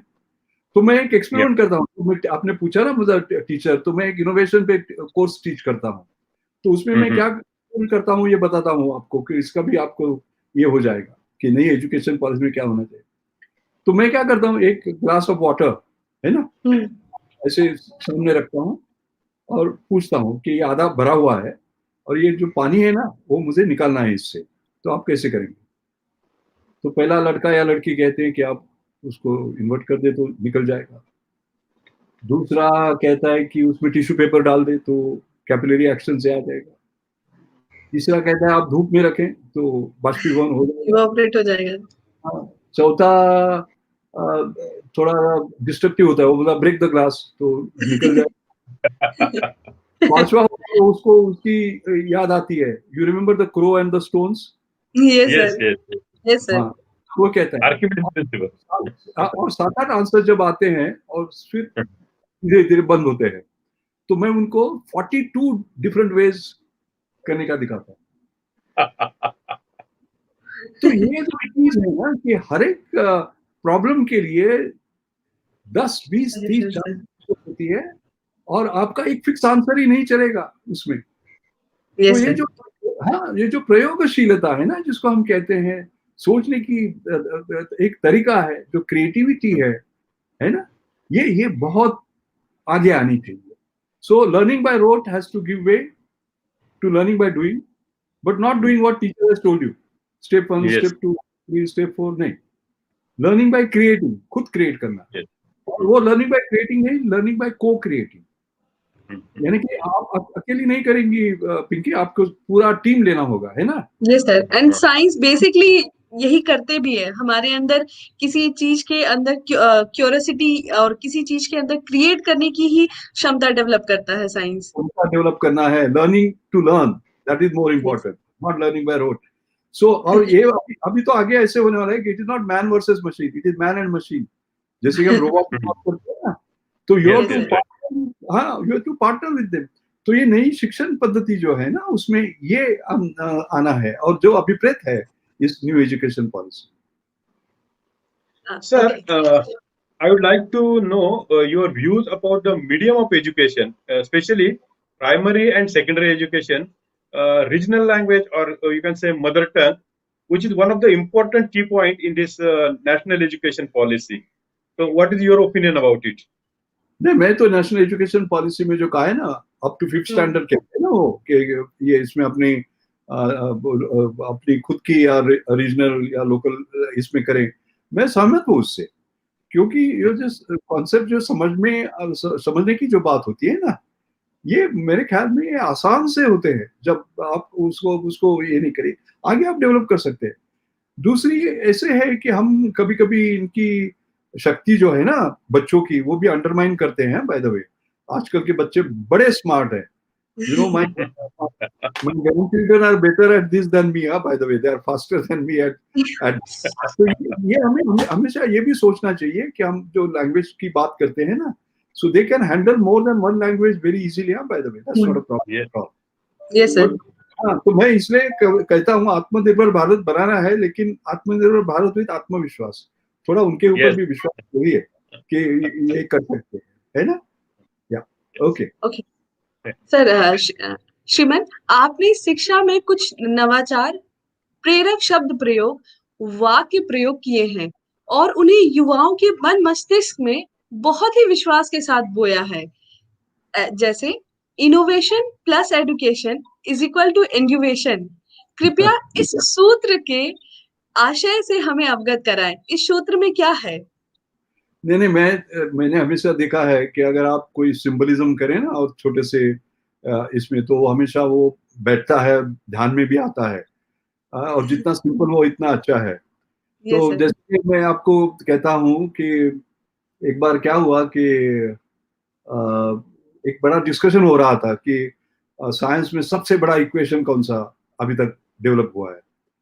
तो एक ने कहा कि भाई वो ये तो न्यूटन लॉ होना चाहिए, है ना, F equal to ma, force equal to mass into acceleration. दूसरे ने कहा नहीं नहीं नहीं, वो आइंस्टीन है, E equal to mc, E is energy, m is mass and c is velocity of light. Yes, sir. तो मैं तो चुप बैठा था। तो किसी ने कहा कि भाई आप तो नहीं बता रहे हैं कुछ। तो मैंने कहा नहीं, न्यूटन भी नहीं, आइंस्टीन भी नहीं। तो उन्होंने कहा न्यूटन नहीं, आइंस्टीन नहीं, दूसरा क्या है? मैंने कहा मेरा इक्वेशन है सबसे पावरफुल, मेरे ख्याल में वो है E equal to F. E equals to F. हाँ, तो ये क्या है, ई क्या है, एफ क्या है? तो मैंने कहा E is education and F is future. Education तो नॉर्मली क्या होता है, जब एक तो मैंने कॉन्वोकेशन एड्रेस ही ऐसे ही दिया था, ई इक्वल टू एफ, उसका नाम ही यही था, टाइटल ही ये था। और बच्चों को मैंने कहा कि मैं साइंटिस्ट हूँ इसलिए मैं इक्वेशन से शुरू करूंगा, लेकिन आप कहेंगे कि आपने इक्वेशन तो लिखा लेकिन वो प्रूव कहाँ किया? तो मैंने कहा कि मैं प्रूफ देता हूँ आपको, और वो दैट प्रूफ कम्स ऑन 17 मार्च 2010। तो फिर वो पजल हो जाते हैं, 17 मार्च 2010 को क्या हो गया? तो उस दिन क्या हो गया कि प्रेसिडेंट आर.के. नारायणन थे ना हमारे, Yes, तो sir. उन्होंने पद्म भूषण, हाँ हाँ, प्रेसिडेंट थे, उन्होंने पद्म भूषण दिया 2 लोगों को। वो लोग कौन थे पता है आपको? व्यक्तिगत कौन थी? एक था मैं, और दूसरे थे रतन टाटा। तो आप कहेंगे उसकी इक्वल टू एफ कैसे ये होता है? तो अभी है स्टोरी उसकी। उसकी स्टोरी ऐसे है कि आपको तो पता है कि मेरा जन्म इतना कैसे हुआ या वगैरह वगैरह, और मैं 11th आई मीन 1,35,000 उस वक्त तो रैंकिंग आती थी ना, तो 1,35,000 students, I had stood 11th, 11वां आया था। Yes, sir. हाँ, फिर भी मैं एजुकेशन छोड़ने वाला था क्योंकि वो माँ को मदद करने के लिए। Yes, sir. टाटा की स्कॉलरशिप मिल गई 60 रुपीज। दोराबजी टाटा की हाँ, स्कॉलरशिप। टाटा, तभी मैं अच्छा, आर.के. नारायण की भी परिस्थिति यही थी। ये तो इतने गरीब थे कि कोई 10-15 किलोमीटर चलते थे रोज बैक एंड फोर्थ, और उनकी पॉवर्टी इतनी थी कि वो उनको ये भी नहीं दे सकते थे ट्यूशन फी। तो इसलिए वो क्लास चालू है ना, तो क्लास के बाहर खड़े रह के वो नोटबुक लेके नोट करते थे टीचर क्या बोल रहे हैं। कैन यू जस्ट इमेजिन, उनकी भी परिस्थिति ऐसी थी, आगे कैसे जाए। टाटा स्कॉलरशिप उनको भी मिल गई। Yes sir. अच्छा, तो वो तो प्रेसिडेंट बन गए। मैंने पद्म भूषण किसको दिया? रतन टाटा, जिनकी फैमिली ने उनको टाटा स्कॉलरशिप दी थी। और मैं भी टाटा स्कॉलर, तो एक टाटा स्कॉलर प्रेसिडेंट बन के एक दूसरे टाटा स्कॉलर को टाटा स्कॉलर को देता है। और तीसरी जो व्यक्ति है वो जिनकी फैमिली ने हमको स्कॉलरशिप दी हुई थी, दोनों को, प्रेसिडेंट को और मुझे। तो क्या ये नहीं बताता है education is equal to future? मेरा फ्यूचर नहीं होता अगर मैं एजुकेशन, आर.के. नारायण जी का तो ये बात है। That is why so symbolism matters. So I go like this. This is the substance of it. That's why I say, as Obama said, education and innovation are currencies of the future. I said not that. It is education in innovation and innovation in education. That's तो जैसे मैंने अभी innovative ways of educating, तो ये सब उसमें आता है। सर इसीलिए आपने एक अपनी सॉरी एक्सट्रीमली सॉरी सर, इसलिए आपने अपने एक साक्षात्कार में कहा था कि आप में और प्रेसिडेंट के.आर. नारायण में बहुत ही समानताएं हैं, शायद बेसिकली टाटा स्कॉलरशिप को लेके। और सर एक दूसरा प्रश्न इसी में मेरा ये है कि शिक्षा में नवाचार और नवाचार में शिक्षा, इस विषय पे कृपया आप अपने विचार भी हमें बताएं कि कैसे शिक्षा में नवाचार और नवाचार में शिक्षा होती है। अभी मैंने जो बताया वो सब नवाचार ही है ना। जैसे कि मैं कैसे सिखाया, ये क्लास के सिर्फ ब्लैक बोर्ड पे नहीं लिखा, कोई एक्सपेरिमेंट किए, उनको वीडियो दिखाया, ये किया। हमारे प्रोफेसर हमारे टीचर थे भावे, उन्होंने केवल ब्लैक बोर्ड पे सोप कैसा बनाना ये नहीं लिखा, हमको वहां जाके दिखाया कि कैसे बनाता है। तो ये जो ये सारे नवाचार है। और जो कॉन्वेक्स लेंस का ये किया, और etcetera etcetera, these are all thing which don't cost money, but you do it differently, and it's all about learning to learn. तो यही उसमें आ गया ना। Sir, your favorite quote is, there is no limit for human endurance, and except the limit you put on yourself. How is that? देखिए, ऐसा है कि आपने अभी देखा होगा पैंडेमिक में, कि एक लड़की थी 15 बरस की, Jyoti Paswan. Her father had a broken knee, है ना? What did she do? She put him on bicycle and drove him for 1200 kilometers. Yes sir. Our village in, आप अगर 8 दिन में 1200 किलोमीटर, उसके ऊपर अभी फिल्म बन रही है। तो ये जिसको ना ह्यूमन एंड्योरेंस, क्या एंड्योरेंस दिखाया होगा उस बच्ची ने। जैसे कि आपने सुना होगा Arunima Sinha, she was a national level volleyball player, and somebody pushed her from the train और उसका पाँव टूट गया। 2011 की बात है, 2013 में वो एवरेस्ट पे। ये जो ह्यूमन स्पिरिट है ना, एंड्योरेंस, और हमेशा दिखता है। जैसे कि आपने देखा होगा एवरेस्ट, जैसे पहले तेनसिंग एंड हिलरी ने, जब एडमंड हिलरी ने कॉन्कर किया था, तो हमें लगा था इम्पॉसिबल 1953 में। उसके बाद में देखिए क्या क्या चमत्कार हो गए। कितनी आयु के, 14 बरस का भी गया है, 80 बरस का भी गया है। उसमें से मुझे सबसे अच्छा लगती है स्टोरी वो यूचिरो मिनाव की, जो एक जापानीज था। तो उन्होंने कहा कि मैं रिकॉर्ड करने वाला। तो जब 70 बरस के थे ना, तो कोई भी 70 बरस की आयु का कोई नहीं चढ़ा था एवरेस्ट पे, तो उन्होंने वो रिकॉर्ड कर दिया। और उसके बाद में क्या हो गया कि उनका रिकॉर्ड भी टूट गया।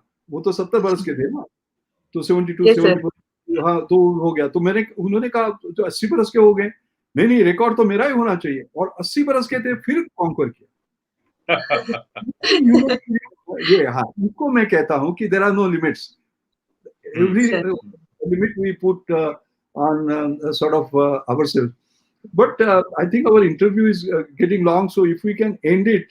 Yeah. I'm just coming to towards the end. So toward the end, so I like to end with this story. That's why I'm mentioning. If we can end with the story that I'm talking about.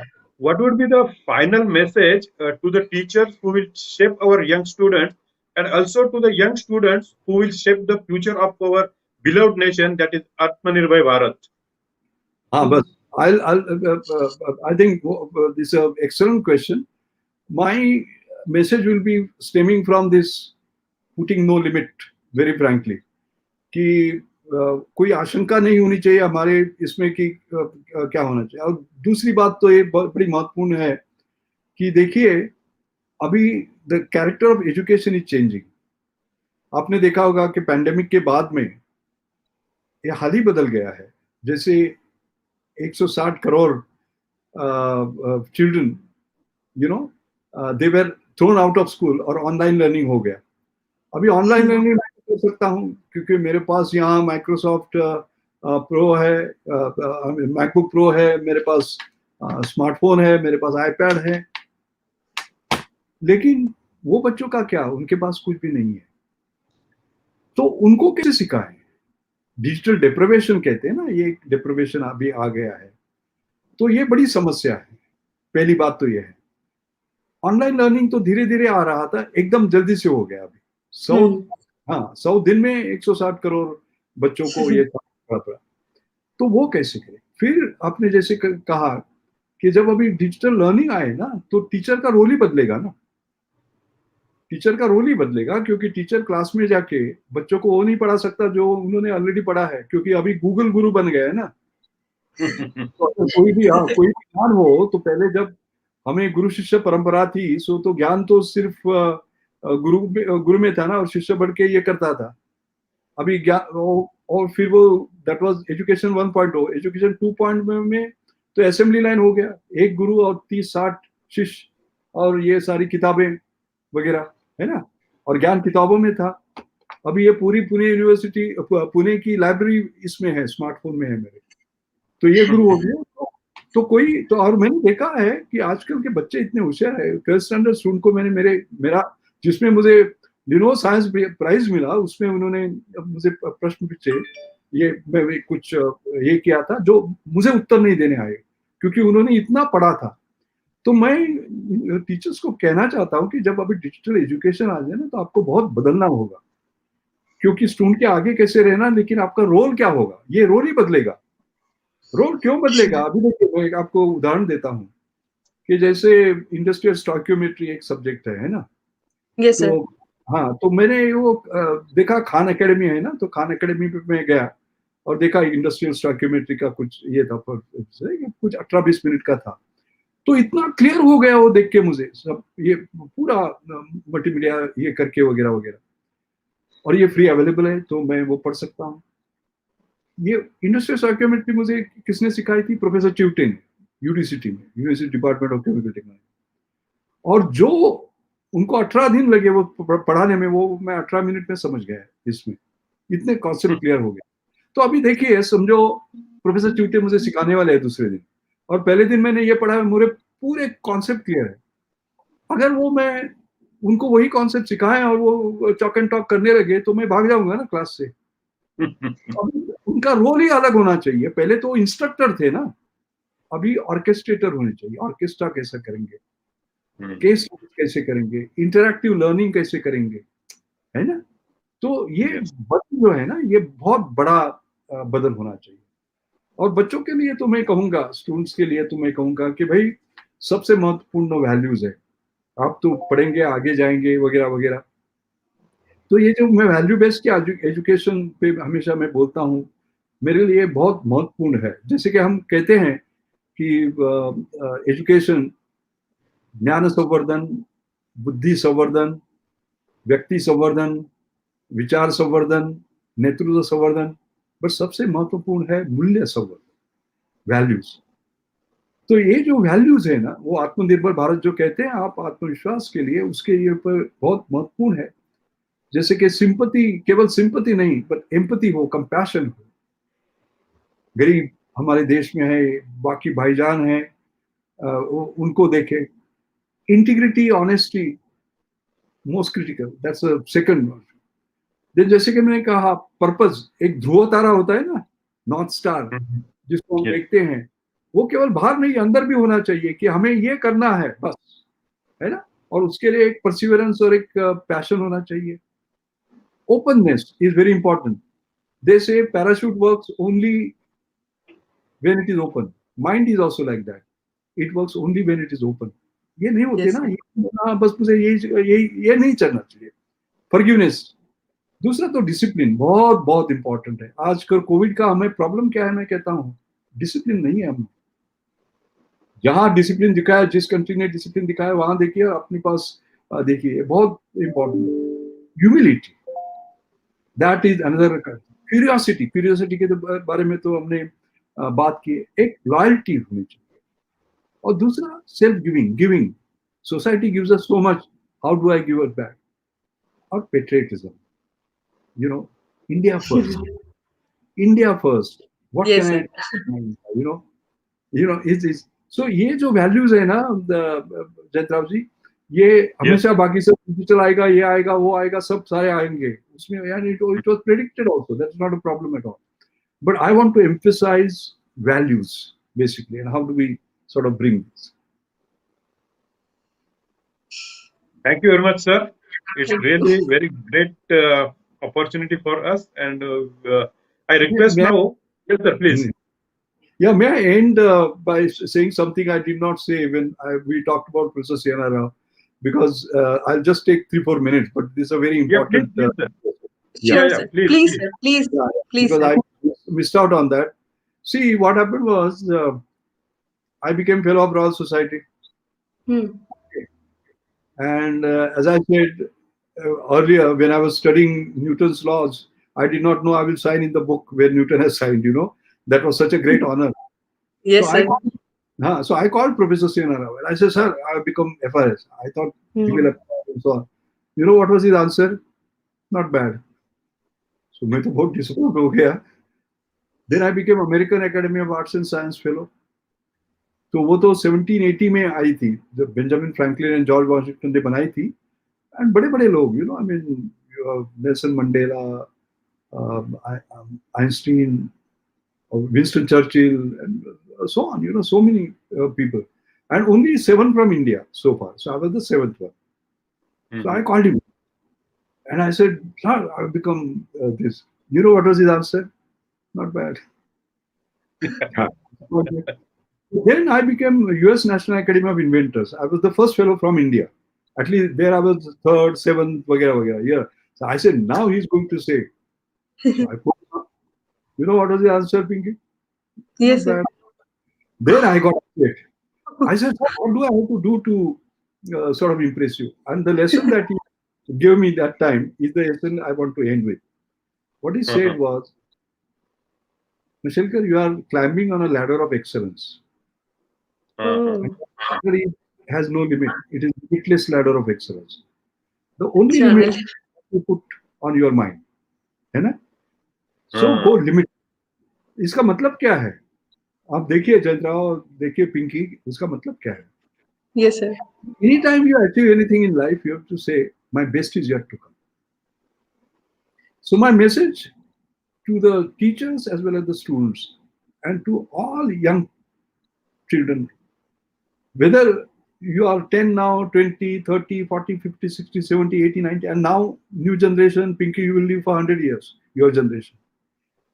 So every day you get up in the morning, first thing you do is, my best is yet to come, and maybe today will be the day it will come. So you do it even when you are 89 years. Today is the day it will come. And if you do that, Atmanirbhar Bharat to hoga hi, but India will occupy its rightful position, which I always believed as a home patriot, it is up there. That's Yes, the sir. way. Every day India we in say 2050. it has to come. Yeah.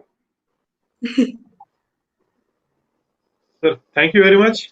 It's really great experience for us also to hear you. Now I will request my colleague in core team, Mr. Manoj Savaikar, to propose a vote of thanks. Please, sir Manoj हम ji. सभी शिक्षक बहुत ही धन्य हो गए आपको आज सुन के, बहुत, और बहुत बड़े प्रेरणा स्रोत रहेंगे आप हम मेरे पूरे जीवन के लिए। Thank you sir.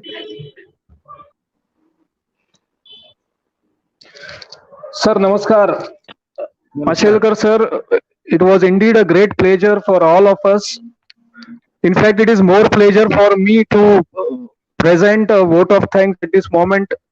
It is because I belongs to same close to the same village from where you have started your life. That is, I belongs to Sakhri, 8 kilometer from Mashel.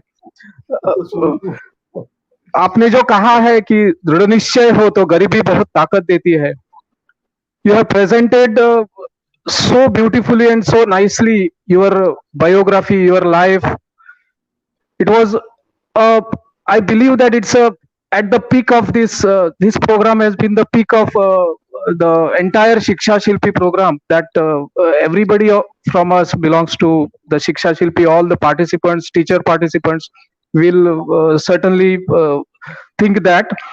You have said that great men need not necessarily grow from background with high status, but only with high values and high aspirations. That will certainly enlighten, that has enlightened us. It has created a kind of motivation.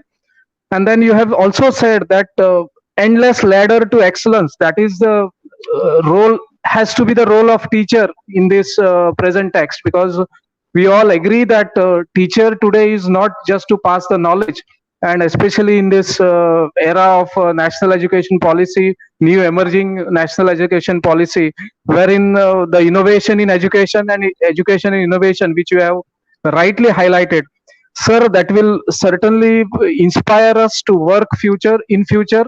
That will certainly inspire all our teachers, participants, and not only these participants, but since this message will also percolate to all more number of teachers in near future. It was a great pleasure to be with you, sir, for this 1.5 hours. And then we always have felt that this time should not end, should have continued little more, here little more, because that was a great picture, a biography or a biopic which was being, which could have been, I mean, which was really getting those feelings from your life. So I, on behalf of all Shiksha Shilpi core team, on behalf of all the teachers, at this moment, I would like to thank you, sir, for being here with us, enlightening all of us, giving a very right positive message to all the teachers community. Thank you, one and all. Thank you. Thank you. Thank you. Thank you, sir. Thank you, On the Ajay. behalf of our, yes, thank you, sir. Thank you. On the behalf of our core team, I very gratitude towards you to share your thoughts on this Shiksha Shilpi platform. Thank you very much. अब एक छोटी सी announcement हमारे teacher के लिए मैं यहाँ करने जा रहा हूँ कि कल भी हमारा एक ऐसे ही टॉक है प्रोफेसर एस.सी. वर्मा, जो हाल ही में पद्मश्री से विभूषित हो गए हैं। तो हमारे आईआईटी कानपुर के जो प्रोफेसर एस.सी. वर्मा सर है, उनका कल इसी प्लेटफॉर्म पे इसी समय टॉक होगा। आप सभी से अनुरोध है कि इस शिक्षा शिल्पी प्रोग्राम का ये जो ऑनलाइन प्रोग्राम है हमारा, उस प्रोग्राम की आखिरी कड़ी शिक्षा एस.सी. वर्मा सर के द्वारा रखी जाएगी। तो मैं सभी को आमंत्रित करता हूँ। अभी तक के लिए सबको धन्यवाद सर, बहुत बहुत थैंक यू। धन्यवाद sir. No, no. Thank you. Thank you very much.